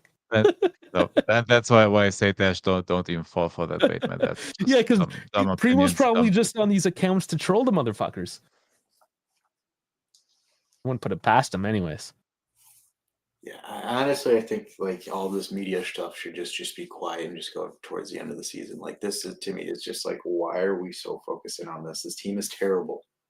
Like, oh hey, look, it's great. It's looking. It's like, no, it's still trash. Like, this is still garbage. It's not great. We clearly need another off season, and yeah, we need to play 7 more games and cross the line, hopefully in 4th position. Yeah, honestly, it's a little infuriating in the sense that there's nothing you know. Trying to put out this podcast, this show, and you're looking for news throughout the week, and it's like everyone's quiet. What's going on? Like this is eerily silent. There's still news, like the main sources are all out, but nothing else. Now all of a sudden there's a draw away to a direct rival, 1-1. Not the greatest game, not the worst, and the hipsters all of a sudden show the fuck up. Go fucking back to bed. My issue is this: is that like, look, you drew against Roma, but like, there's no guarantee you're winning these next other games. Like, yeah, it's going to be easier, but like, it's like everyone thinks it's like a shoe-in, and it's like, no, it's not. When has it been a shoe-in at all this season? Nothing has been shoe-ins. Especially in games that matter, we don't do anything. Today was a game that mattered. We didn't do anything. So it's like I don't understand this. Like, to be honest with you, because like I saw comments. Do you know what the problem is? Go ahead. The hipsters will argue with you that we got back versus Inter, we got back versus Leipzig, we won versus Inter. Like they will pick out those games because those are the derbies that you actually get up for mentally, which you have to perform. Like you always perform good because you have to because honor's on the line, right? Like in those games. And derbies are always like up in the air. But everything else was, just to agree with you, was bad. But the hipsters will say, "Oh, we beat Inter, we came Guess back." what? Against Those them, Inter blah, blah, games blah. were meaningless games. That Inter game was a meaningless game. The one that we beat them 1-0, meaningless Yep. game.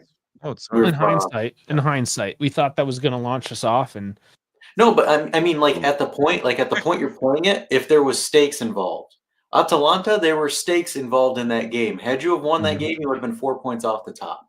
from that There was- perspective. But typically, a game like that is supposed to get you mentally charged, and then go to an Atalanta, for instance, and do something about it instead Because of like capitulating. for example, that's what I mean, like actual games that mean something, right? Where it's like if you're 15 points out and you play Inter and you beat them, and sure you go on a 3 or 5 game run, like that's not what I mean by a meaningful game. Like I mean a meaningful game where it's just like, hey, you win this game, you're in the title. You lose this game, your season's effectively over. And that's why like Atalanta was one of those meaningful games. Just like Empoli in the Coppa Italia was a meaningful game. Same thing with PSV. Meaningful game. Every time it was a meaningful game, we turtled. And this is where I look at it and By I the way, listen. every Champions League game is a meaningful game, right? Every single Champions League game is a meaningful game. And we turtled. And this is where like And I we were read it fucking and close. Gentile was like, oh well, you know, like Gentile, you cannot speak at all. Like Gentile, out of anyone in that club, Gentile should not say anything at all. You effectively imploded the team that you had last season for this. And you came in with your balls in a wheelbarrow doing the moves that you did for this. And you have the audacity to sit there and say, oh, I'm ashamed of hiring Monta. Like, dude, you shouldn't even have a job right now. Like, you shouldn't. Because say what you want about Max. Max laid down the framework for the team this year, and he completely fucked that up. You know what's funny? And I'm just like trolling X right now to see if there's any other content or hipsters to make fun of. Two of us would know what this is about. I have to mute it. Here, a couple seconds. And copyright. Anyways, that's a bit of Top Gun reference there. If you didn't pick up on that, Dave, because you know he wouldn't know. Because like for example, I would catch up, man. I can't believe you haven't seen that movie. That's nuts to me. I'm getting trashed by everybody, man. God damn. This is 9 good. Dash, I am a man of Dash. I am a man of culture. The Sydney Sweeney Ana de Armas movie finally came out in Germany, and I watched that yesterday. That's not being a man of culture. That's a man of melons. Yes, man. Like, yeah, another. Sorry, not Anna de Armas and Vanessa Kirby, but goddamn, Sydney Sweeney. Sydney Sweeney's got I'm enough up for all of them. Yeah, she's got enough for both. Yeah. It's just Anna. Yeah. She's got that look. If she looks at you dead in the eye, it's game over. She has the face, right? She has the. I swear. I don't even know what you're talking about anymore. Sorry, we're fanboying. Watch the trailer for the movie Eden. Eden is the movie. I feel like there's already been a movie called Eden. Probably. Like they can have come up with something more original. Oh, definitely. But there's a reason it's called that way. So is it like, yeah, let's see, Eden 2024 film? No. It's 2025. It's 2020. Yeah, no, in the US. Well, there was one last year already called Eden. No, it was out in 2024 in the US, and we had it in Germany now. Oh, like just in this weekend. Germany now. Oh, okay.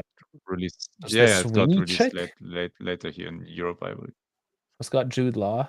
Yep. So it's Sydney Sweeney, is that who you're talking about? Ooh, she's got teeth. Oh, yeah. That's the first thing he notices. Yeah, there's a lot of teeth in that one.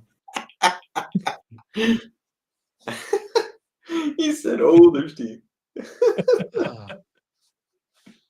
Yeah, I don't agree with you guys. By the way, ironically, in the movie, Jude Law doesn't have any teeth. So yeah, we're still live because Dash showed up. Fuck. I don't plan on being live for too much longer, to be honest. I want to eat some food. Get up. Let's end But it. first, because this is a general sports channel, and for you 5 hockey fans out there, Alex Ovechkin with the NHL goal scoring. I even saw that. I'm not a hockey fan. Yes, even German Dave saw it. He doesn't know anything about hockey. 895 goals in 1,487 games, beating the GOAT, Wayne Gretzky. He's basically the Michael Jordan of hockey. Best comparison. Because same time era as well. 894 goals in the exact same amount of games. Ovi inching it out last night, taking the record. Big milestone for us Canadian and Northern US guys. He tied. Dave, correct me if I'm wrong, but he tied it with 1 game less, and he broke it with the same amount of games, right? Yeah. So it's just Damn. just enough, just enough to say, fuck you. And that's kind of big in the sense that Wayne is Canadian and hockey is a Canadian game, but Wayne has also recently shown allegiance to Trump and the American way of life. So his downfall was only a matter of time. And and it goes to the Russians. And you know what's funny? I guess what though? Oh, sorry. Well, Ovi, because Wayne's hanging out with Trump these days. Ovi hangs out with Putin. This is political, guys. This is very political. We've lost our greatest hero and then lost out to the Russians. We're fucked. Goddamn, you lost the battle and the war. Yeah, exactly. It's over. But no, Ovi's a great hockey player, and he deserves it in any case. Congratulations, man. Sorry, I don't watch hockey, but even I know Alexander Ovechkin. You got to know the greats. All right, Dash, take this one away now. Unless you got another Vlahovic dig. No, he's dug himself enough. I'm good. Good. All right, guys. I mean, Dash is still pet enough to have him as his background picture there. So yeah, I'm just reminded of that all the time. And I even changed it on Discord a couple months ago. So I had Vlahovic.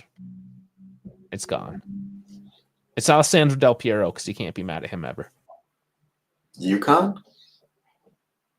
What UConn? Oh, I just saw one of the comments that says UConn. Anyways, on that note, on UConn, make sure you like and subscribe, and thanks for tuning in. UConn. Yeah, I don't know. Sal, thanks for coming in late, but what I think about Napoli versus What do Bologna, we think I hope about Bologna Napoli gets versus smashed. Bologna?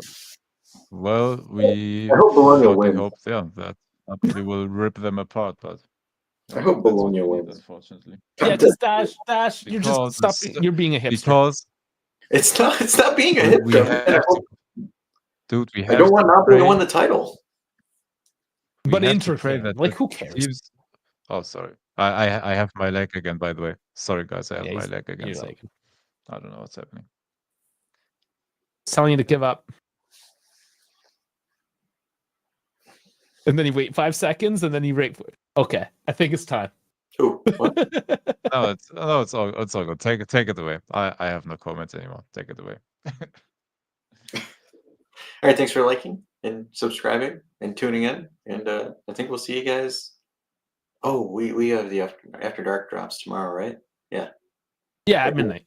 Yeah, Okay, cool. yeah. Yeah, we got after dark, and then we got some more shithousery on Thursday. I So still think Bologna wins. So matter of fact. Jesus Christ. Well, he shows up for half an hour. Thanks for sticking with me for the past 3 hours and 20 minutes, everyone. What? It was great. Ish. Like and subscribe. Stay tuned. Chapters are coming out shortly, so you can jump right into the points of this live stream as you wish. So thanks for joining. And Dash, I expect you to be like, you know how you were giggling on Thursday? It was. My foot was sore. My foot was sore. I want more giggles. Good.